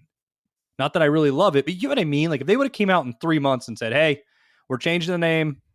3 months later, all right, we're the Commanders. I could look back and go, yeah, you had 3 months. You didn't care. This felt like a 3-month effort. Like you didn't hire a PR marketing team. You didn't listen to the fans. And it's not because I wanted to get my total way. There was many name options that I liked. Yeah. I could have dealt with. We've discussed this. Yeah. What were some for the listeners that you were really kind of hoping that they would go with? Red Hogs was number one. Red Hogs. Because I love pigs. Great logo. You're going back to the 80s when they were a championship team with the Hog Molly up front, right? The Hogs, as they were called. You got the Hogettes, the fans, that huge group. You get to keep the color scheme. Great marketability for kids with the mascot. Pigskin as well. Like, it all goes with football, right? Red Wolves was there. I heard there was some marketing and trademark and all those issues, so they couldn't do it. But I saw some mock-up logos. That the problem is, it's sort of like fan art with comics too, right? Like, or movies. These guys make this great stuff, and you're like, why aren't you hired? Like, this one guy took the Washington Capitol and had a wolf howling into it with a W around it, and it looked epic, like almost like a full moon rising, but it's the Capitol rising. Right. The Red Tails, I was actually pretty for. I think you can do a lot with that logo and make it fun, and there's history behind it. The Warriors was in there because I know he bought the rights to that, I believe, when he became a Redskin fan or a Redskin owner for an arena team and stuff. I understand the connotations. That's why they didn't do it. But then there was like god awful names like that was in those lists, like the Monarchs and not the Butterflies. Like I think the Patriarchy, the Colonels. Like, they had so many terrible ideas, and I'm sick of teams being from DC and being like, oh, we have to be about the government. Right. I get you're there, but like they could have went total all bald eagle freedom, badass America, and been the fucking bald eagles. B word. Yeah. We would have been all about it. I understand you're against the Eagles, but you know what I mean? There's a lot of things you could have done. Yeah. Yeah. I don't know that I would have picked the bald eagles, but I do think that there are some other names that they could have chose. I think more importantly, the fact that the ownership team and the marketing team really drug their feet, it allowed for any potential names to have trademark infringement because people would go and they would buy the sites and they would buy the trademarks and all of that sort of stuff. But one last question for you before we wrap this up. We've already discussed, your current dilemma. We've discussed what's going on as far as you're picking a new team and the deadline. Can you give me a how about them Cowboys? Fuck you. And on that note, we'll be right back.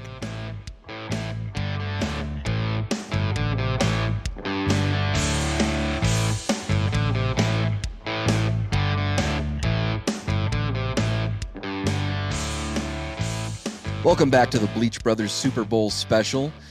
Jake, we have another guest with us tonight, a football expert. If I'm another one of my friends, another one of your friends, my yes, friends. Sir, your friends, all my friends. I will tell you though, I do like this guy a lot, and I love his podcast. He and I, I've been able to listen to his podcast through the football season, and he and I had a little bit of exchange about my team on the potential greatness that they did not live up to.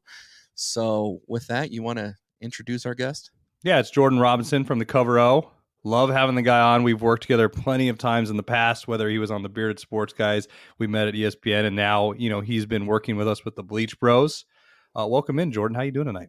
I'm doing great, and thanks, Beard. A football expert is a much more knowledgeable badge and more honorable badge to wear than Jake's friend. So yes. I could go one of two ways with that, and to be able to add some melanin to this podcast full of some great guys that are coming on. I saw that lineup. I mean, bravo. To add some melanin during Black History Month, I feel so special. I mean, yes, sir. I feel so special. Yes, sir. Well, the one thing that I do have to bring up, because if I didn't, I would feel terrible about myself. The last time we had you on the podcast, you and I had a wonderful experience dissecting Jake's preferences on football movies, specifically Draft Day. So I'm really happy we're not talking about Draft Day tonight. Yeah, I mean, the Bengals might have a couple of tackles, or not tackles, I would say guards more specifically, whose play represents, Draft Day watching experience. And I can get into that in a little bit, but most definitely we don't need to really dig into that type of Kevin Costner sports movie, especially when there's so many better ones. That's a true story. So we have a huge game coming up this weekend, one that I think everybody is excited for. It's definitely some new teams in the Super Bowl, teams that haven't won in quite a long time or ever in the case of the Bengals. What are you most excited for about this game coming up? And just an overview, 20,000-foot view of the playoffs? What was your thought process watching the playoffs play out, and then those championship games? Because I think the championship games were incredible. This whole playoffs itself was very good. It was memorable. The divisional round will probably be revered as, some people have already tried to coin it as the weekend because of everything that happened. Every single game went down to literally the last play. Every single one. To say that we'll have that again, I don't necessarily think that we will. The wild card round had some lopsided matchups as wild card round will, especially since they've let the 7th seed into it. That's going to open that door for a possibility to occur. But even into the championship rounds, like we saw yet another game-winning final play, field goal in overtime. We saw the biggest championship game comeback at the hands of Cincinnati taking down the juggernaut with the Chiefs. So this has been a playoffs that it was one where I saw my Raiders make it into the wild card in a year where I didn't think they would, even before all the turmoil that happened with them did.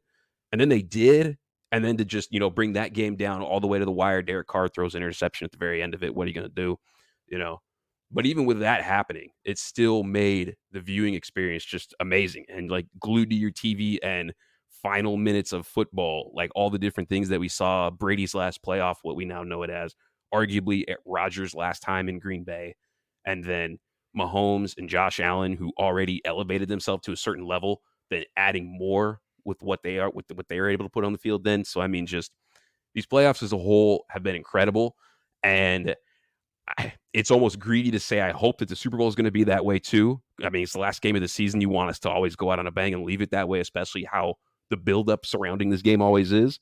So just the playoffs as a whole have been incredible. And in this game, I'm just glad we're going to see there's going to be a young quarterback, or at least a deserving quarterback on either side of that ball that's going to walk away with a Super Bowl trophy. In the case of Joe Burrow, we didn't expect the Bengals to necessarily be here. No one really did. I haven't picked them in any round of the playoffs yet to win a single game. And then Stafford was always kind of just behind that cloud that existed with him playing in Detroit.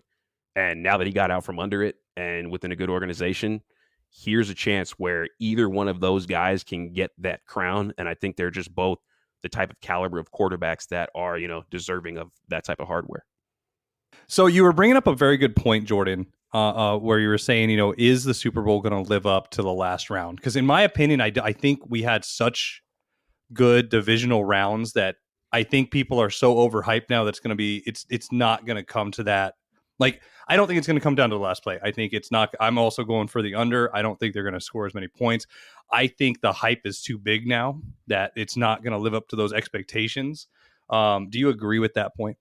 Oh, for sure, man. I feel like the Super Bowl mostly is that. Like, we all plan these big parties. What's the commercials? And especially doing what we're all doing now. We've got our shows. We dig into this and we hash it out. I mean, I'm doing, what is it now? 4 total Super Bowl previews, including this one with you guys, 2 other podcasts, and then our own over at the Cover Zero podcast with SSAW. So, I mean, it's like everyone's going to break it down from every angle, and you should. History is about to be made. But when all of it goes into it, it's still just, all right, 60 minutes of ball. Here we go. Let's kick it off. And more often than not, we don't get great Super Bowls. We get cool, entertaining. All right, it's the last game. You get to, have a whole bunch of fried food, have some beer, be around good people, enjoy the game, the final one, and send football season off into the sunset. But just from a competitive perspective, yeah, I'm with you, man. I don't necessarily know if we're going to get that treat again. And we'll see. I mean, I hope we definitely could, but especially with these 2 squads, I just see it being pretty lopsided. Well, you also said you're going to do 4 other breakdowns, right? Mm-hmm. So is there something that you think everybody's overlooking from either side of the team? Like something that's not expected that you see coming out of a certain player, or, the whole scheme that the coaches are going to have that's going to make a difference in this game for one or the other teams? One of them, and I don't know how much we'll see this. It's kind of like, here's something the Bengals could do, but I don't know if Zach Taylor will do it, right? And that's mainly make or force or persuade the Rams to keep their 5-man front on the field. So the Rams defensive line, everyone knows Aaron Donald, Von Miller, On the opposite edge, you got Leonard Floyd and then Greg Gaines, who's played really nice when they go 4 down. When they go 5 down, in a lot of early down packages, they put in Ashawn Robinson. He's their D tackle, the zero technique, right? Playing dead up on the center. And they put generally one linebacker behind him in Troy Reeder, who just everyone seems to have picked on throughout the course of this playoffs. And with that type of structure, it leaves the quick game concepts that Joe Burrow is so good at picking out available, just because of the general spacing and the geometry on the field that's going to be there with a lot of the different formations that they're going to trot out. So if Zach Taylor wants to keep Ashawn Robinson on the field, he's going to have to run the ball at a center. The only problem with that is Zach Taylor doesn't really diversify his offense out of there. So when he comes under center with Joe Burrow and 12 personnel, which, one running back, 2 tight ends, they don't use a fullback. And then when he does that, it's mostly just inside zone runs. There's not a lot of marriage between the run and the pass, which a lot of people are going to talk about with Sean McVay. We don't really see that too much. And then when he gets into the gun, it's mostly just pass out of those type of sets. So these are things that are on the table for them to do. I don't necessarily think that Zach Taylor's going to go to it. We haven't seen him do it yet. And, Greg Gaines could end up being that one guy that a lot of people, don't necessarily think a lot is going to come from, because the attention will be on Aaron Donald and Von Miller. And then he draws the straw of being matched up against either Akeem Adeniji or Jackson Carman, or both, like it was in the AFC title game, because they just rotated both of them in and out at right guard. So, yeah, that would probably be my answer for that question in particular. Okay. It's arguable that the Rams are probably the most loaded that they've ever been at this point. I mean, you have all pros at almost every level of the defense. You have all pros at almost every level of the offense. I think what's one of the big conversations is not necessarily about Burrow and the Cincinnati offense. I think the questions have to do with the Cincinnati defense. And what we've seen is that when Cincinnati has had to stop the other team from making a play, they've stepped up. Obviously, they're here in the Super Bowl. However, what's your breakdown of the Cincinnati defense, and how do they break down what Sean McVay and the Rams want to do? So a lot of that defense is, I got to give credit to a couple of guys in particular. I think it starts really with Lou Anarumo, who's the defensive coordinator for them this year. And the one thing that's really kept his defense afloat is basically 2 things. One, he's really not afraid to make adjustments and adapt on the fly. We saw this when they were down 21-3 in the title game. Came out, decided to rush 3 a lot, maybe, and the particular players that he was dropping into those 8-man coverage looks, they kind of varied who it was. And, just to making maybe Mahomes kind of guess just a little bit longer and try to make him play hero ball.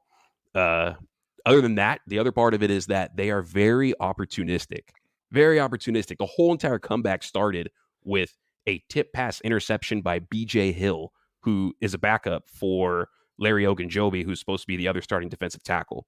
And when you have a coach that's willing to put these guys in positions to, okay, this game plan's not working, we got to do something else. It's a very advantageous position for a defense to be in, or at least giving your guys a chance when plan A doesn't work. That's huge. The other guy on that defense I really think is the other reason for their success. 2 guys probably. Jesse Bates, the safety, and Trey Hendrickson on the edge. Bringing in Trey Hendrickson this year, coming over from the Saints with their studded defensive line, it was questionable whether or not he was going to pan out and have the same type of breakout year that he did in New Orleans. He's doing it again over here. And just a lot of the free agency moves that they've made have helped out a lot. But primarily Jesse Bates being that deep safety on the back end, we've seen him make plays all throughout the entire playoffs. Broke up 4 separate passes on key downs against the Raiders in the wild card round. Had the opening game interception in the divisional round. Was the reason why Tyreek Hill couldn't catch the pass from Mahomes in overtime and got the turnover that was needed that landed them here. So it's not only the plays that show up on the broadcast with him, but when you fire up the coach's film, just other routes that he erases that just get missed because the broadcast camera follows the ball. All of those things just really add up to this, to what we've seen from this Cincinnati defense to this point. And it's like you said, they're in the Super Bowl. So, it's working to some degree, but there are still areas where I think, the Rams can and will take advantage of it. So when you're comparing the teams, let's just stick with offense real quick. Which team do you think has the advantage in their offensive performance, lining up against the opposing defense, considering all the tools and talents that they have on the offense? Are you leaning more Rams or are you leaning more Bengals? Oh, I'm strictly Rams here. I mean, you just the addition of Odell Beckham, he's really starting to like be what he is. He is what they thought he is. They're bringing him to be exactly that. It's sure they've had Robert Woods before, and he's a very, very good receiver at what he does. But Odell is a true X receiver in the sense that he's going to win one-on-one a lot, which Woods could do as well. But the added dimension that Odell adds to that offense is how he can scare an opposing defense deep. Like when he's flying off the edge, he can threaten them deep. He's a potential can opener. He can take the top off. And so you have to respect a receiver who has both the combination of winning one-on-one matchups with his route running ability and being able to just, come out the roof and just beat you for a bomb. So definitely leaning here with the Rams offense on many accords, just with all the players they have over there. And I said all that and still didn't even mention Cooper Kupp. That's what I was going to ask you. So great point to that. Let's stick with the Rams, and let's say the Rams win and it comes down to receiver play. Cooper Kupp or OBJ getting the MVP, you think? Ooh, that's a good one. I'm going to say it's Cooper Kupp. Primarily, I mean, it's almost, he has right now, what is it, more 100-yard receiving games. That's how would I phrase it? More 100-yard receiving games than games where he doesn't have 100 receiving yards. Right. To this point right now. And with him, it's noted because he was the Triple Crown winner. So, the camera's often on him. It has been all year, coming from a small school out of Eastern Washington and also doing the dirty work and still getting those end arounds. And they're going to find ways to really unlock both of those guys. But just with the way that him and Stafford collectively see the field, I really just see if it's going to come down to which dude is the dude of dudes. Yeah, it's going to be Kupp. And man, I mean, that dude there's not really a facet of his game that I just don't have the utmost respect for. It's a beast. Yeah, he's got 7-1 odds to win it, and that's what I'm placing that bet this weekend. So I'm actually happy to hear that. Thank you.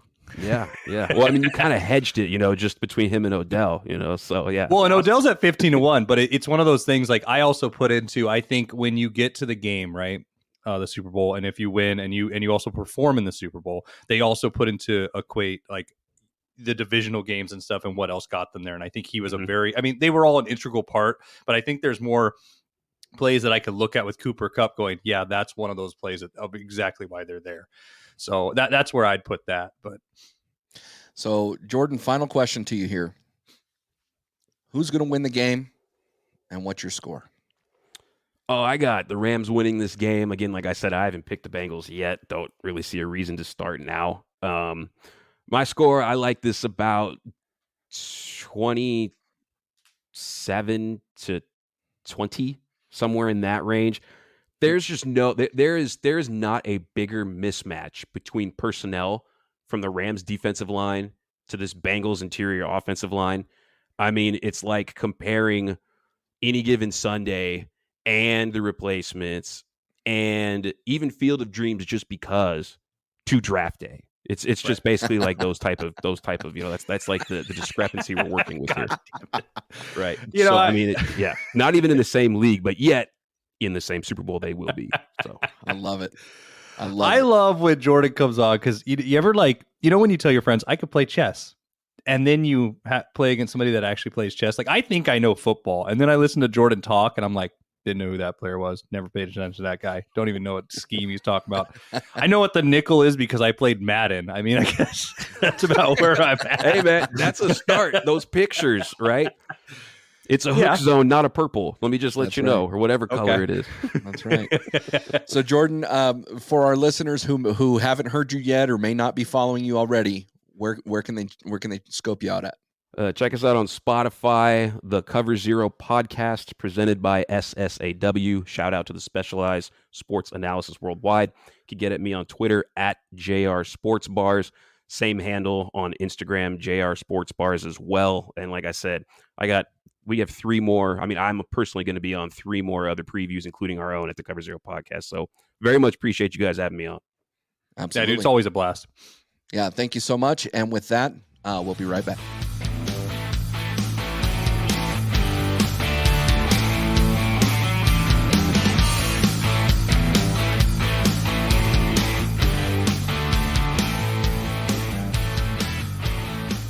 Welcome back to the Bleach Brothers Super Bowl special.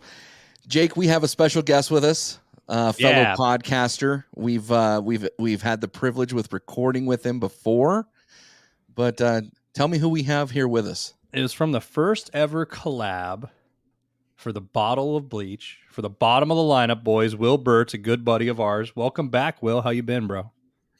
I've been good. Hey, guys, thanks for having me on. Yeah, man. No, we were happy to have you back. Of course, we were doing a sports one, and we're like, who do we got to call? Of course, we got to call this guy. He has more knowledge than we do, but also, talks very well in front of the mic, and we always love to have fellow podcasters on. So thank you again. I mean, you don't have to blow smoke up my ass this early. I don't. I usually do a B word. I've just had a day. I will say that. Even getting excited for the team. I'm just going to throw this out there. Who should I be a fan of now that the Commanders are being called the Commanders? We've been talking about this a lot on the show today. I mean, I don't know. Stick with it if you feel good about it. Those new uniforms are pretty slick. Oh, God. Never mind. I don't know why I asked you. Get out of here. Stop it. Yeah, we're just going to cut this segment short. The new. So that's it. Man. Thanks for having me, guys. It was good to be here. In and out. Get the fuck out. I am really happy you didn't say 49ers because that literally would have been the cancel button on this one. But yeah, well, Jake. I mean, we all know I'm a Niners fan, so yeah, I mean that's where you should be a fan, but obviously, yeah. I mean, we can debate that on other terms, but regarding the Super Bowl, man. So what surprised you the most in the playoffs? What's most exciting for you for this game? Tell me a little bit about what you expect from the Super Bowl. Yeah, well, I'm still just kind of a bitter little bitch about the way everything went down because obviously being a Niners fan, I felt like we should have been there, and watching that whole thing was a debacle last week, and I was. Needless to say, I was more than upset Monday morning still when I woke up. But no, the playoffs, other than I would say that first wild card round, have been pretty entertaining. That first wild card round was pretty boring, honestly. I mean, there was some blowouts and there wasn't a lot of great football. But after that, the football got really good.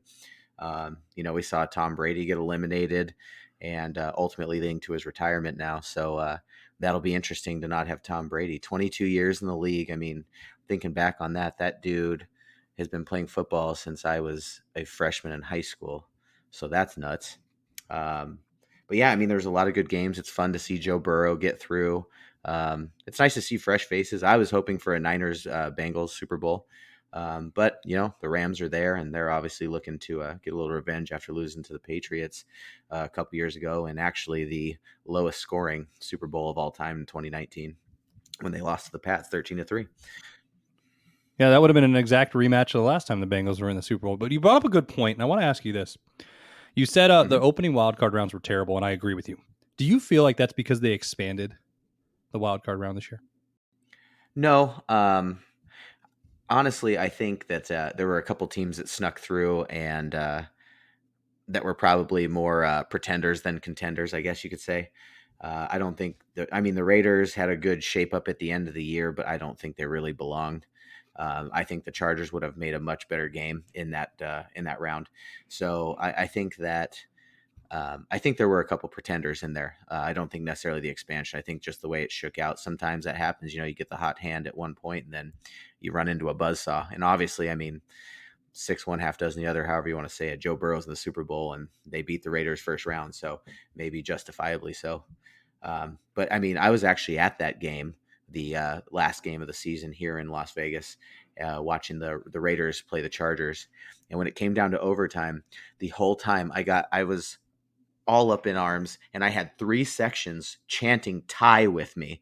At the very end of that game, I was chanting tie, tie, tie, because all I wanted to see were the Steelers get eliminated, because that tie would have put the Chargers and the Raiders in and eliminated the Steelers. And then we could have just all given the middle finger to Ben Roethlisberger. Well, and the thing about that was too is that the Chargers got a little frisky there at the end. They started calling a timeout, trying to save face, and the Raiders just weren't having it. And that's the point that the Raiders said, "Okay, fuck it, we'll kick a field goal, no big deal." And I really think that if the Chargers wouldn't have played fuck right there, that it would have been those two teams in, and Roethlisberger wouldn't have even made the playoffs in his last season as in the NFL. I think Derek Carr even alluded to that. I think he said that if they hadn't called that timeout, that they would have gone for the tie, which I don't necessarily believe. But again, 6-1 half dozen the other. Very good. So talk with us a little bit about some of the bets that we can expect on the Super Bowl. What's the over-under looking like right now? What team has the best odds? That sort of stuff. Okay, so right now, I checked just before we got on, and so live odds right now, we've got the Rams money line -200, Bucks are +170, so the Rams are a 4.5 point favorite coming into this game. It's kind of interesting too, right? So you'd think Rams are a little bit of a favorite. You'd kind of think maybe 3 points, but this is a home game for them, playing in SoFi Stadium, their new stadium. So never in Super Bowl history have we ever had a home game until last year when Tampa Bay played in Tampa Bay. Now the Rams are playing in their home stadium. So never happens, and then 2 years in a row. So now we're just wondering if it's scripted. But over-unders at 48.5. I think they're looking to see some high-scoring matchup there. Looking for Joe Burrow to sling the ball around and ultimately try and get around Aaron Donald in that defense. But, watching that Niners game, that Rams offense is clicking. Cooper Kupp is a beast right now. And I'm a big Odell Beckham fan. I have been since he was at LSU. And he's finally found a place where he is being involved more. He was obviously a stud with the Giants, and then he goes to Cleveland. And to me, that made no sense because it's a run first offense, and they really didn't include him. So then everyone's kind of counting him out and, saying, oh, he's not the receiver he was. He goes to the Rams, has 6 touchdowns in 8 games and averaging 65, 70 yards a game, which, those aren't wide receiver number 1 stats like he was with New York, with the Giants. But again, you're also in a completely different situation there, and he's thriving now. And so, I think that offense is really, really good. I'm just more worried to see if the Bengals can actually contain him, because I think that the way the Niners defense was firing at the end of the year, they were the best defense moving through the playoffs, other than a dropped interception, which I said mercy pearl in as many languages I could think of and threw as many things as I could when he dropped that ball. But I'm not going to rub any salt in that wound, Will. You know how I feel about that. But I am happy that for everybody who has teams in the playoffs, and for, of course, the Bengals and Rams fans, you just can't replicate this type of ecstasy in sports. It's a really, really fun time to be a sports fan if your team is contending. And so, good on you. Good on the Cowboys. Jake, what team? What? Oh, I'm sorry. I'm sorry. I think you've just lost all credibility there. The Washington Commies didn't make it in. So,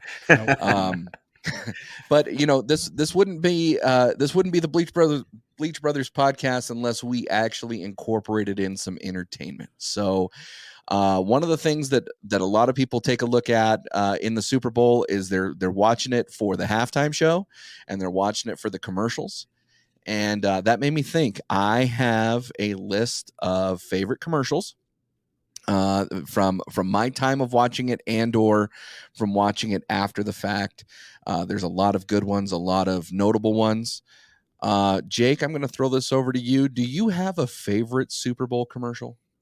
Yeah, I have 3 I'd list off. One, it was when it was that spider monkey baby. Yeah. With the Mountain Dew, just because it's fucked up, weird, and nobody knew what the hell was happening. So that'd be number Right. 1 for me. Nostalgia reason, it's not a great commercial, but I always will remember, and I don't remember what Super Bowl it was for, but it was a Pepsi commercial where this fly or bee or something sang Brown Sugar Love. And it was when Pepsi was relaunching like a logo and everything.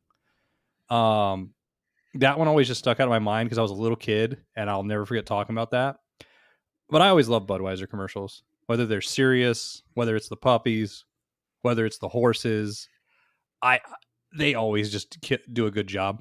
So those would be the 3 I'd mention. I think there's funny ones. There's this, and of course nowadays I will look more for funny because I think everything's too serious. But yeah, Spider Monkey Baby, whatever it is, the Brown Sugar Love Bee Fly from Pepsi, and then anything from Budweiser. What about you, Will? What commercial or commercials kind of stick out for you as far as from your experience watching the Super Bowl? Honestly, more often than not, if my team's in it, I'm either drinking heavily and pissed off because they're losing, or drinking heavily because they're winning, which that has not been the case as of recent. So more often than not, I just lay an uncomfortable amount of money in some form of betting. And whether it's good or bad, I'm drinking because of that. So then half the time, the commercials really get lost to me. And then I end up, Googling them and being like, oh, yeah, that's funny. Great. Okay, cool. Move on with my life. But I mean, they are iconic commercials, right? Like you said, Jake, there's a lot of things that bring back nostalgia. And I mean, Budweiser's always been good about that, from the frogs to, the replay where they had the two teams of horses facing each other, Yep. and the zebra under the hood, and the guy behind him goes, that ref's a real jackass, or whatever. And or even I think it was 2-3 years ago, something like that, when they had the Clydesdale, who was the rancher, gave him to Bud, and then they got reunited in the street and ran down, and so yeah, there is the nostalgia, and there are the meaningful ones. One of my favorites was the Monster.com a few years back, the When I Grow Up. Do you guys remember that one? I do remember. There's Yeah. a bunch of kids. Yeah, the kids going, "Oh, when I grow up, I want to claw my way to middle management. I want to be a yes man. I want to be an underachiever. Just kind of, prod and fun at it, obviously, for Monster.com. But, and then obviously, one of the most iconic, I think, was the Coke with Mean Joe Green, the Hey Kid catch. Yep. The talking baby that E-Trade introduced. So, I mean, where's the beef? All those things have come, from Super Bowl. Terry Tate, the Office linebacker, that TPS report needs a cover letter. This ain't nothing new. So, I mean, it's all stuff that we remember. And I mean, yeah, of course, it becomes such pop culture, I think for me, the Budweiser frogs probably take the cake. Context, I was a kid. It was entertaining. It was new. It was fresh. And it was a nice spin on their name and a nice spin on their marketing brand. But I think my top one has to go to Snickers. I think the whole Betty White one, where she's insulting all the other players on the team, only to find out that dude's a little hangry and girlfriend brings him a Snickers and Betty White's gone. But the fact that they tackled her right in the mud, I thought that was really good. The one though that from my youth that I think that probably is the most nostalgic was a McDonald's commercial with Michael Jordan and Larry Bird. It was called The Showdown. When they play horse. I remember that. They were playing horse for the Big Mac. Yeah, I remember. So that one was pretty cool too. So speaking of some nostalgic sort of things, Will, you guys have a segment on your podcast, The Bottom of the Lineup, where you go on this day and you talk about some different sports things. Obviously, the Super Bowl doesn't fall on a particular day every single year, but you kind of brought to the table a little bit of stats that you found interesting about the Super Bowl, some highlights as far as who's got the most of what category and stuff like that. What sort of stood out to you on that? Yeah, so when we do it on our show, like you said, it's normally a singular day, or the day we record, we try to pick out ones. And I always try to find the weirdest, most one-off ones, because to me, it's really fun. And then, next thing you know, I'm 2 hours down the rabbit hole researching 6 things that popped up that really I would never would have looked at, And I mean, sports is such a cornucopia of just weird crap that goes on. So, I try to find some interesting ones, but there, for instance, there are 12 teams that have never won the Super Bowl: Cleveland, Jacksonville, Houston, San Diego, Tennessee, Arizona, Carolina, Atlanta, Cincinnati, which that could change, Buffalo, Detroit, and Minnesota. And then there's actually 4 teams that have never even been, which would be Detroit, Houston, Jacksonville, and Cleveland. So kind of interesting there. And then obviously, as you guys know, with Allegiant Stadium here, next year we will be hosting in Las Vegas the Super Bowl. And once we host the Super Bowl, we will be the first and only city to have ever hosted the draft, the Pro Bowl, and the Super Bowl. Huh. And that's right. So I thought that was kind of interesting. The Pro Bowl is in Las Vegas this year, and and the draft was in it in 2020. Yes. It was 2020. So, Will, your podcast is coming up on a year, and where can we find you? Where can we track down your podcast? Where can we listen? Those sort of things. Yeah, absolutely. I mean, we're pretty much anywhere you can find major podcasts. I mean, you can find us on Apple, you can find us on Google, you can find us just about anywhere. A quick Google search, and we pop up on a bunch of platforms, Spotify, wherever you really listen to any of your podcasts. You can pick us up there. But yeah, we are coming up on a year. Thursday the 3rd will be our 1 year. So we're going to record a 1 year. Like I said, we took a little hiatus between myself and my partner that we do it with, Tomas. We both got COVID. He was finishing his master's degree. The holidays hit, and there was a lot going on. So we took a little hiatus, but we're going to be bringing it back. We're going to do our 1 year anniversary and then bring everything back up. So we had a good Super Bowl episode last year. So I think we'll probably end up just doing that and run back in. So any of these, fun little facts, and a lot of these I'll hang on to, and there'll be more. So if anybody wants to catch us on there, you'll be able to hear some more of those. Awesome. Fantastic. Well, make sure to check out the Bottom of the Lineup podcast. Subscribe, like, share. Check them out on Facebook. And with that, Will, thanks so much, and we will be right back.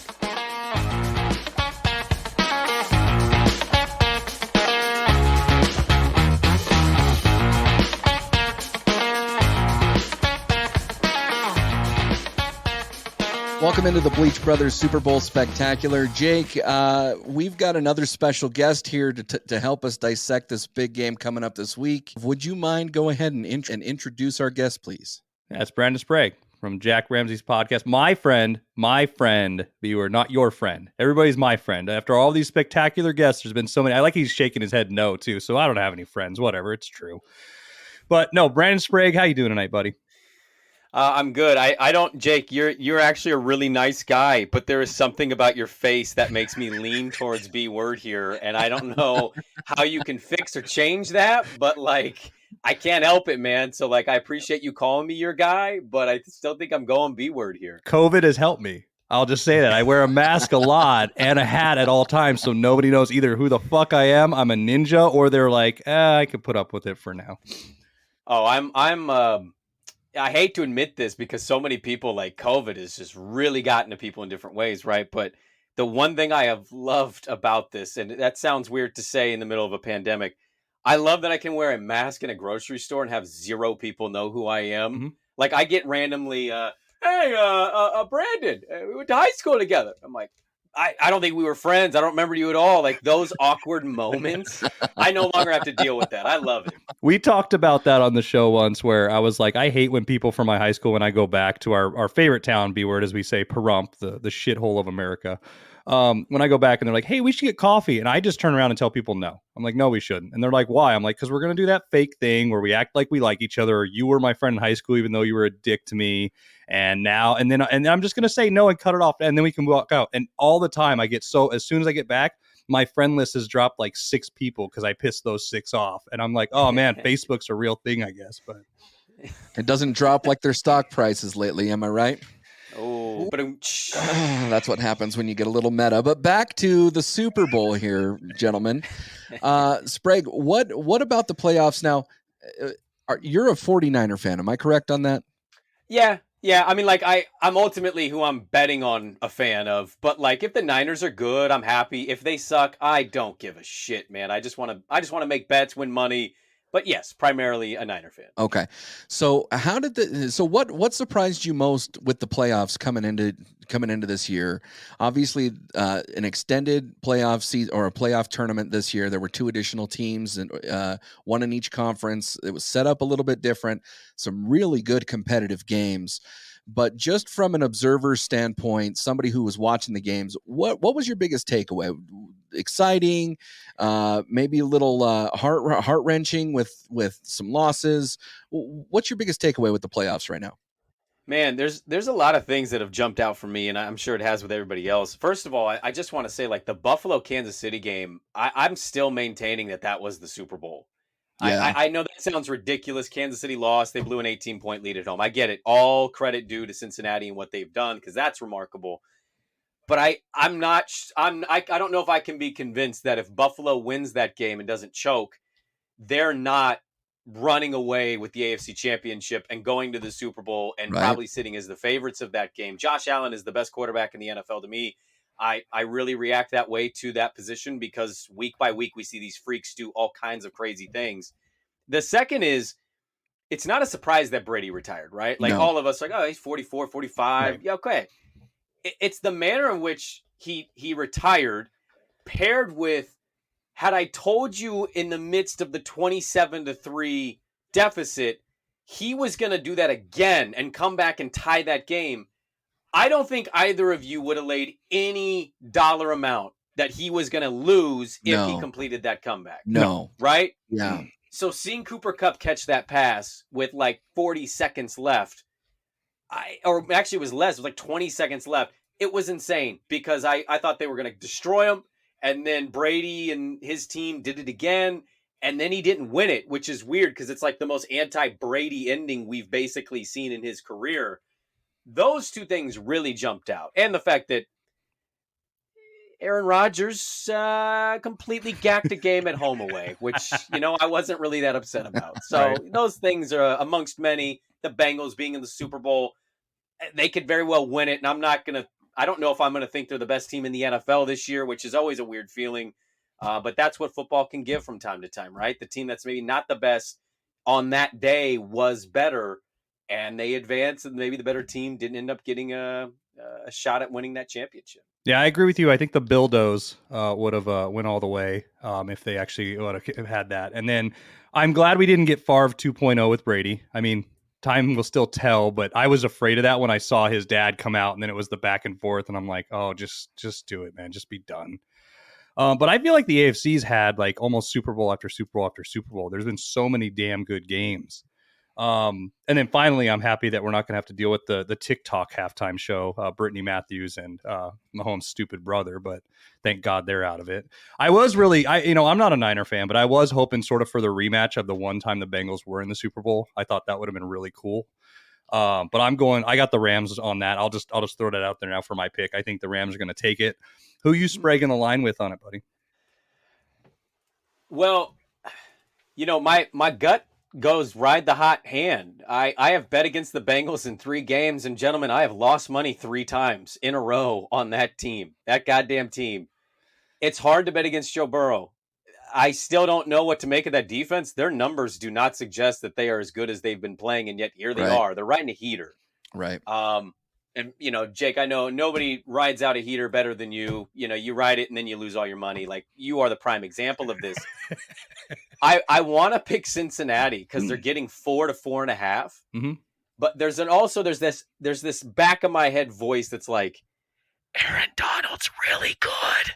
Right. That offensive line's not great. Right. And I could see Jalen Ramsey kind of getting a pick, and they are the young team, the Bengals. Like, at what point does the young team just win this and not experience what every phenomenal athlete in our lives has experienced? The heartbreak of, I'm good, but I'm not quite ready yet. Like, Michael Jordan went through that. LeBron James went through that. You see this in football all the time, and here they are.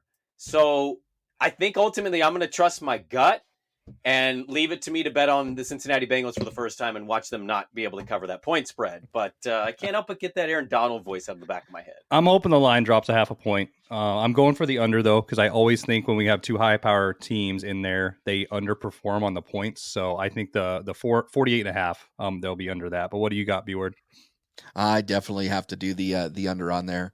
And as far as betting goes, I mean, I would put money on the Bengals. I just don't know that the Bengals are going to pull it out, but I would put money on the Bengals for sure. And that make you feel uneasy? Because I'll tell you, B-Word, when I want to lay a bet, and notoriously I get made fun of on 1080 for all the bets I make. When I want to lay a bet, I also say, is everybody in on this same bet? Is this a problem? Yeah. Should we not be doing this together? So when you just said that, I'm like, shit, I got to fade my own pick. I already got to fade myself here. I might have to live bet the Rams or something, man. I think a lot of people are going to lay money down on the Rams. They're a home team. Obviously, Brady had some success at home last year. Different teams, different locations, of course. And I think the Rams probably talent-wise are the better team. So I think that they're probably the more safe bet. There's something swaggy about Joe Burrow, man. The fact that he's just, holding on to a stogie at the end of the game, dancing, that's worth some money on a bet for sure. For sure.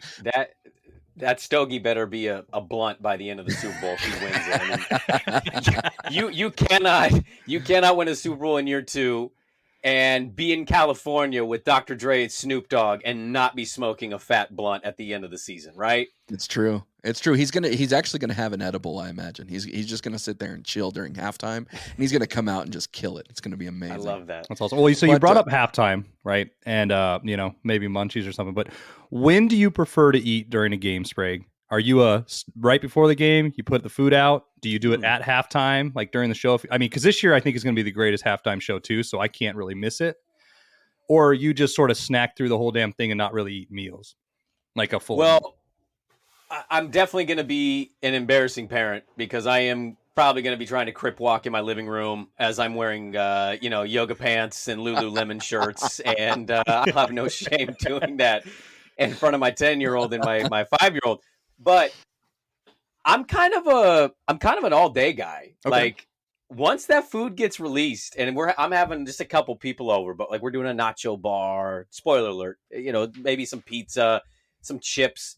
I'm just kind of like a grab throughout the game guy, like my living room's not that big. I got a 50-inch TV that looks like an 80-inch in my house. Mm-hmm. So it's like, there's not a bad place for me to be while the game's going on. I can go grab chips, be 20 feet away and be like, I didn't miss anything. So I'm kind of like, I end up snacking and eating kind of throughout the whole game. I don't really have a set schedule of pregame, halftime, yada, yada, yada.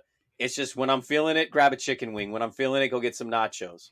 Yeah, I guess that's the chef in me because I'm like charcuterie board, halftime meal, don't want it to get cold, then the after snacks, and then, maybe have the mixed drinks or something going all out. But I'm ordering in this year because it's just me. It's not a goddamn date, Jake. What are we doing? Yeah, it is. It is a date. It is a fucking holiday. Don't you talk sacrilegiously about the Super Bowl, Sprague. It is the best day in the fucking America. Jake, you can't even spell sacrilegious. We proved that on our last episode. This is true. So I'm kind of the same way as Sprague. I think it's an all-day snack. You have a lot of chips, a lot of dips, crackers, vegetables. You have some hot foods that kind of come out hopefully before the halftime show this year because, like Jake, I'm super excited for it. I don't know that I'm going to crip walk, but I'll definitely watch it. I may even bleach my hair just to kind of get my old Eminem vibes going on. You just never know. Oh, I love it. But yeah, no, definitely. Is there a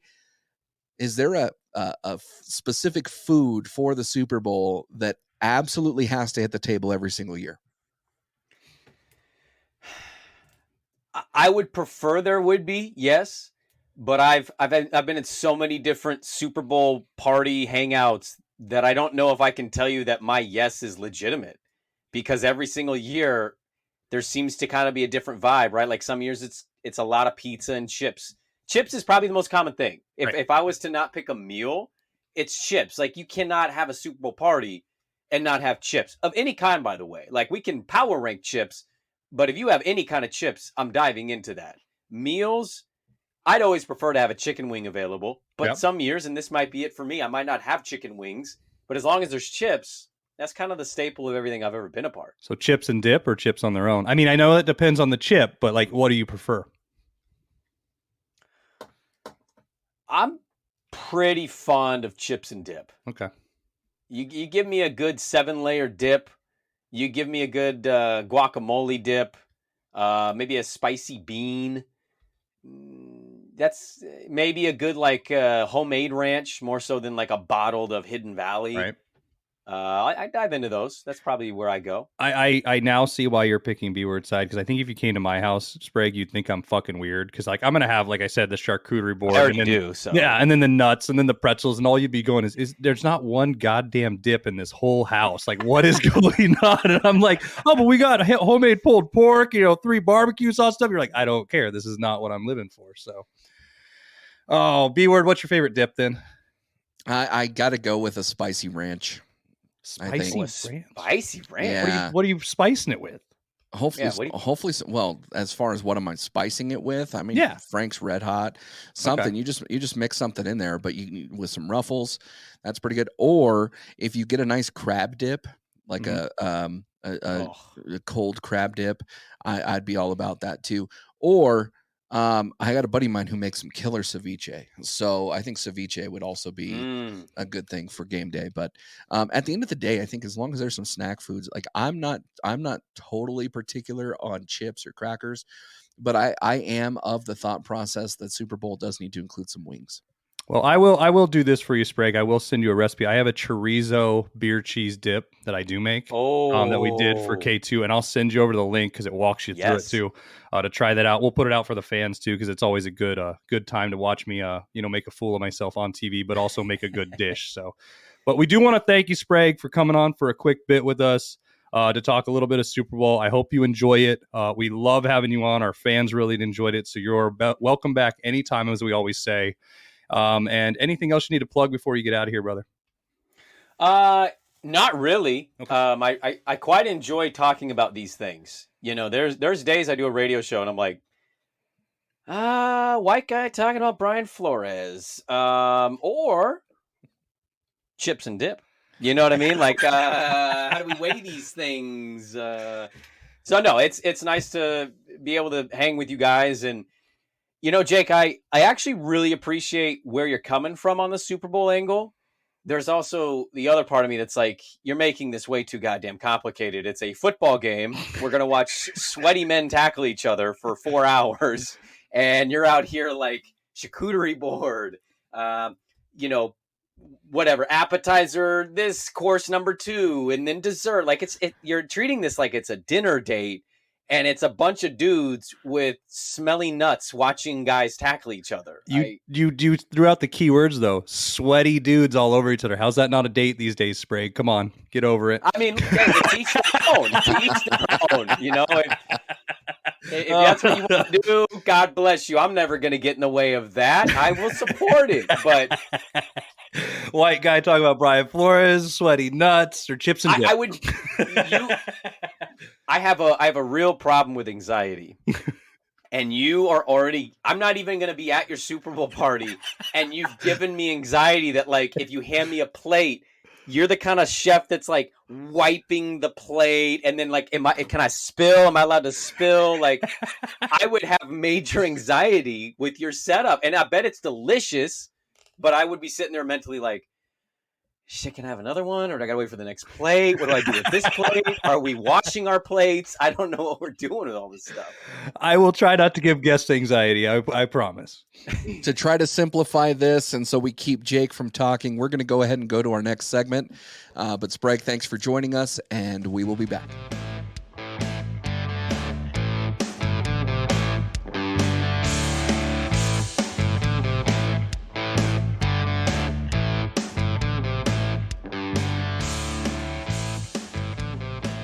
Welcome back to the Bleach Brothers Podcast Super Bowl special. Hey, Jake, we've got a very important guest here who just so happens to be probably the biggest Cincinnati Bengals fan that I'm aware of. Do you know of one that's larger? I think he has tiger stripes tattooed on his penis. So, no, there is not one that is. And yes, I think he actually is the most important guest we have. Out of all my friends that I invited, beware, they're all my friends. And I found this guy. I'm gonna introduce him in a second, but it is from the Inner Idiot podcast, and we have done work with them before on the lives. They are killing it in the game with their show. But the reason I found their show, B-Word, is how you make fun of me a lot on the show and you called me an idiot. I was Googling things like normal when I have to figure out what you were talking about, and I stumbled across these guys. And so this is Tyler Havlin. How you doing, brother? I'm good, man. And let me just say, I might be physically the biggest, but my tiger stripes aren't the biggest. I'm not swinging like you are. Well, he's a 2-striper as opposed to a 10-striper. Jake. Just do the Tony the Tiger stripes, dude. You only need 3, and like it looks like 2, and then when it grows, you get another one that extends out. You know what I mean? That's all you need to do. I'm a grower, not a shower, so I might go from like 2 to 4, maybe 5 on a good day. To ask you a true question though, when the playoffs were happening, did you really think like they were going to win every game, or was there some surprises that came to you? All right, so the Raiders game. Let's start it off on wild card. My nerves for that game. Look, it's the Raiders. They're not that great. They're good. They're not great. Okay, it was a closer game than what it should have been. I was worried about that game. Before the Tennessee game, I looked at the Bills, the Chiefs, Tennessee, and we talked about this on Twitter. Like, Tennessee was the team I wanted to play. Yeah. And I tell you what, their D-line was scary, but they were the only ones I wasn't worried about losing to. And that was the one I was worried about you guys losing, because we went back and forth all night, and that was a great game. But I honestly thought Derrick Henry was going to unleash, and he fucking got chained up quick by you boys. Yeah, I mean, he was we held him to 40 yards, something like that.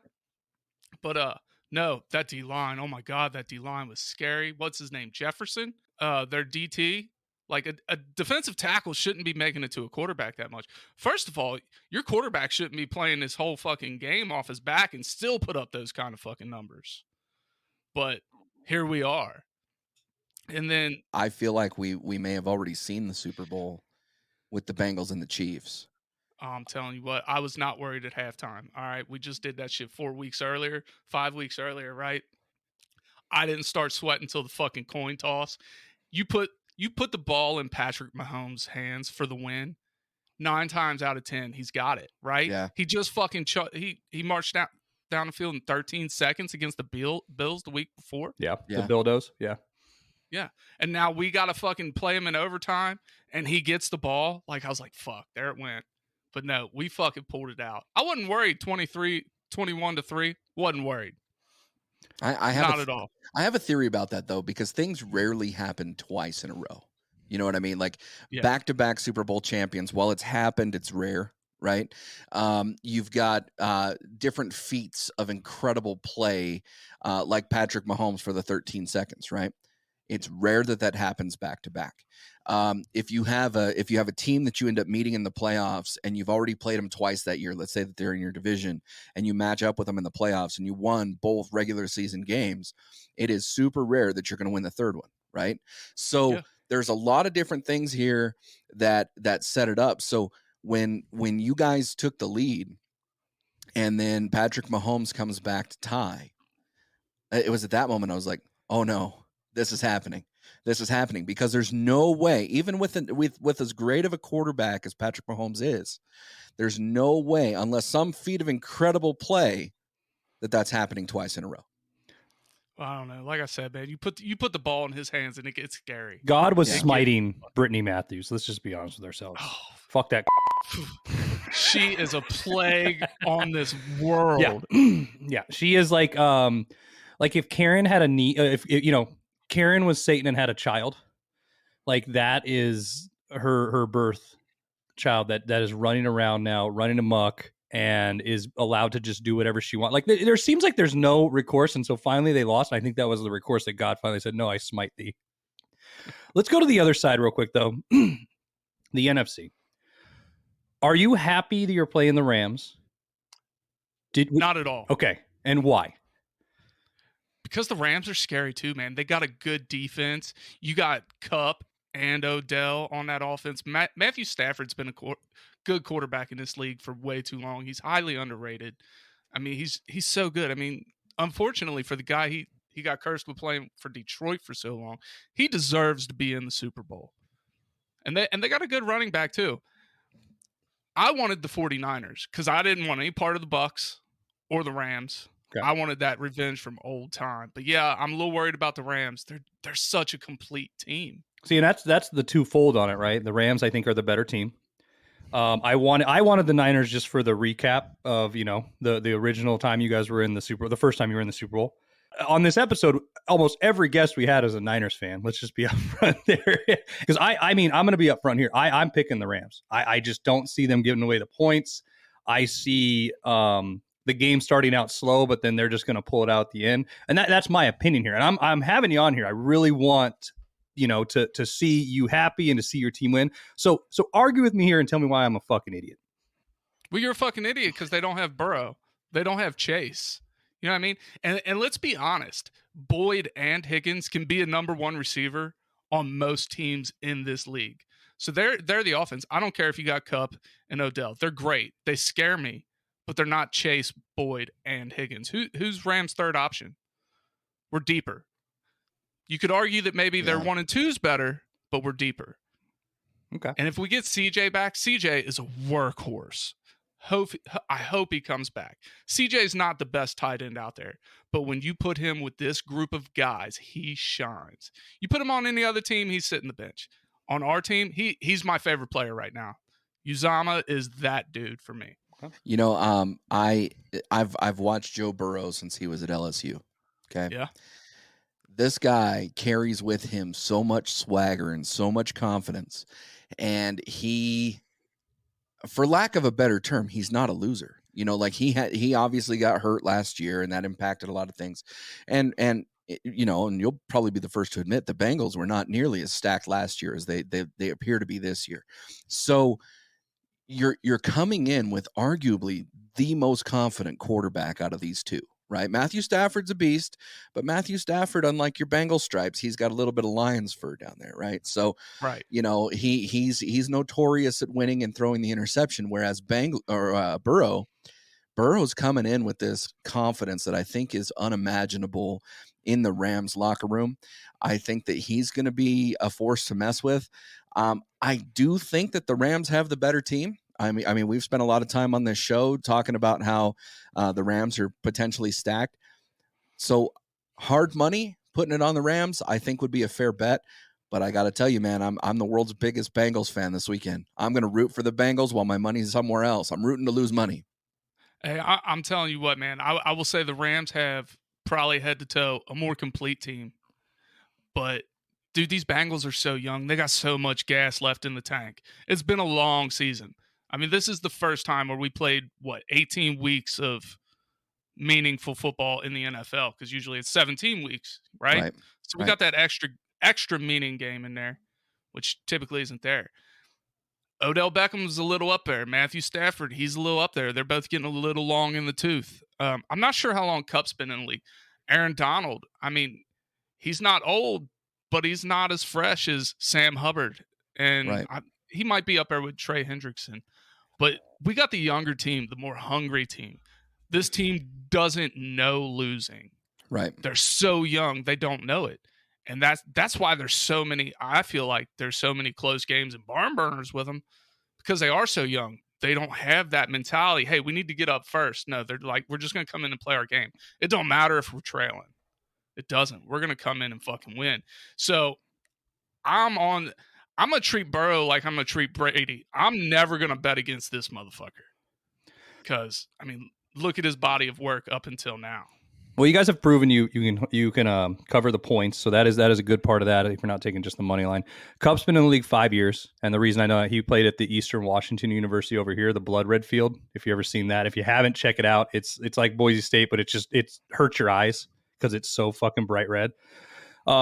Talented guy. I got money on him to win the MVP if the Rams take it, because I just think it's good odds, and I think he can do it.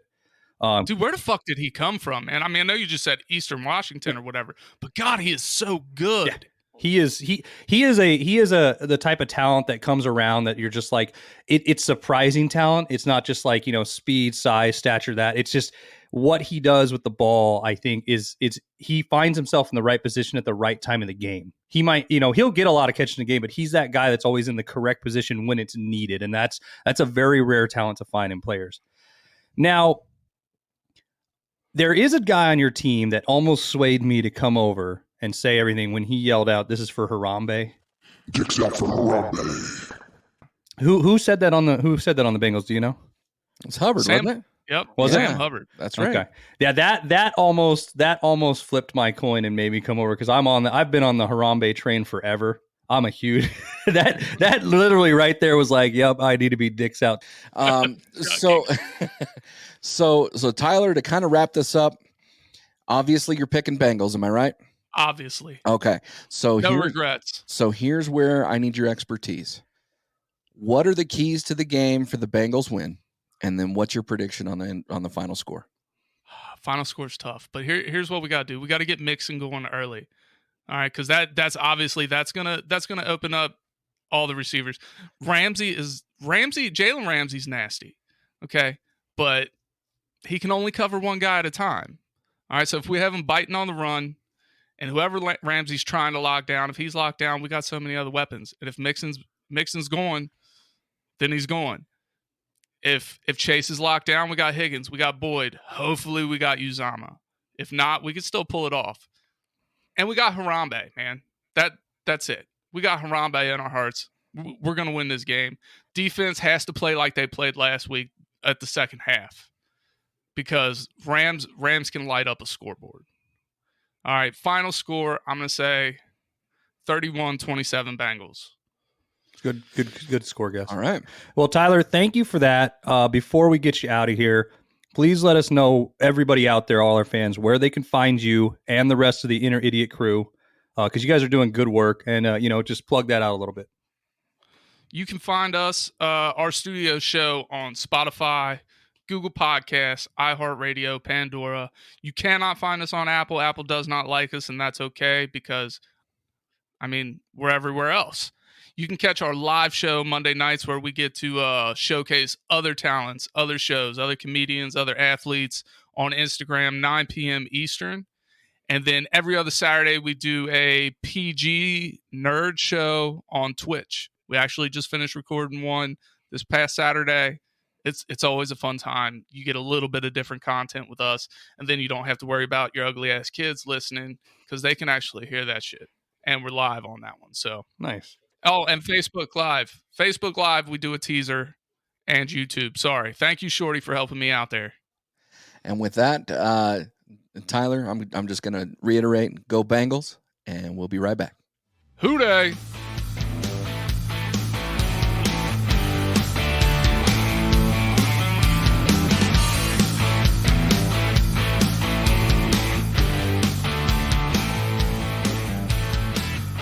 B-word, this has been a fun episode, dude. Like, seriously, all the guests, like, we had a star-studded guest. I think it's getting everybody pumped for the game. I'm excited for the game. What are you most excited for out of everything we talked about?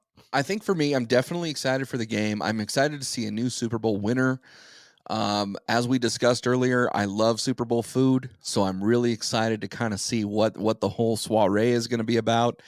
I think it's a great day to just celebrate. It's one of those days in America that I think the vast majority of people congregate together virtually with a television in front of them. They're all kind of, not everybody, of course, because not everybody watches football, but for those people that focus on sports, this is their holiday, right? And so I'm really excited to spend the entire day enjoying it.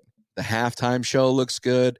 The commercials, lately have been coming back. So I'm really excited for that too. What about you? I'm excited for the game. I'm hoping I win money with my bets. The food, I'm actually ordering in. I'm not cooking, but I'm excited for that. It's going to, everything about it. I always take it as it comes, but I think it's going to be, overall, I think it's going to be the best halftime show. I think this is going to be one of the best Super Bowls I've ever seen all around. I hope so. I hope so. And, for our buddy Tyler from the Inner Idiot, I really think I have to root for the Bengals for that reason. But if the Rams win, I'm supportive of that too. I think the city of LA needs a football team to have some success, and they have an opportunity for that right now. So you're calling it? You got the Bengals? No, I think I'm going to call the Rams. I think my final pick is going to be the Rams. Okay. And unless there's an injury or some COVID quarantine that Stafford can't join in or whatever, I think I'm going to go with the Rams. And I think I'm going to go with a low scoring game. I think I'm going to go 24-17. Okay. And I'm going to call it right now. The halftime show will be the best in the last 20 years at least. Gotcha. I'm going Rams. I would go money line and given points. Rams all the way. I don't see them being stopped. I see them taking it all. So that's who I got holding the Lombardi Trophy this year. And with that B-word, what do you got for me? Well, first and foremost, thanks to all of our guests who have joined. We really appreciate the fact that you've taken time out of your day to come on, make the picks, and everything like that. Thanks for all the dirty talk, and come back and get sanitized.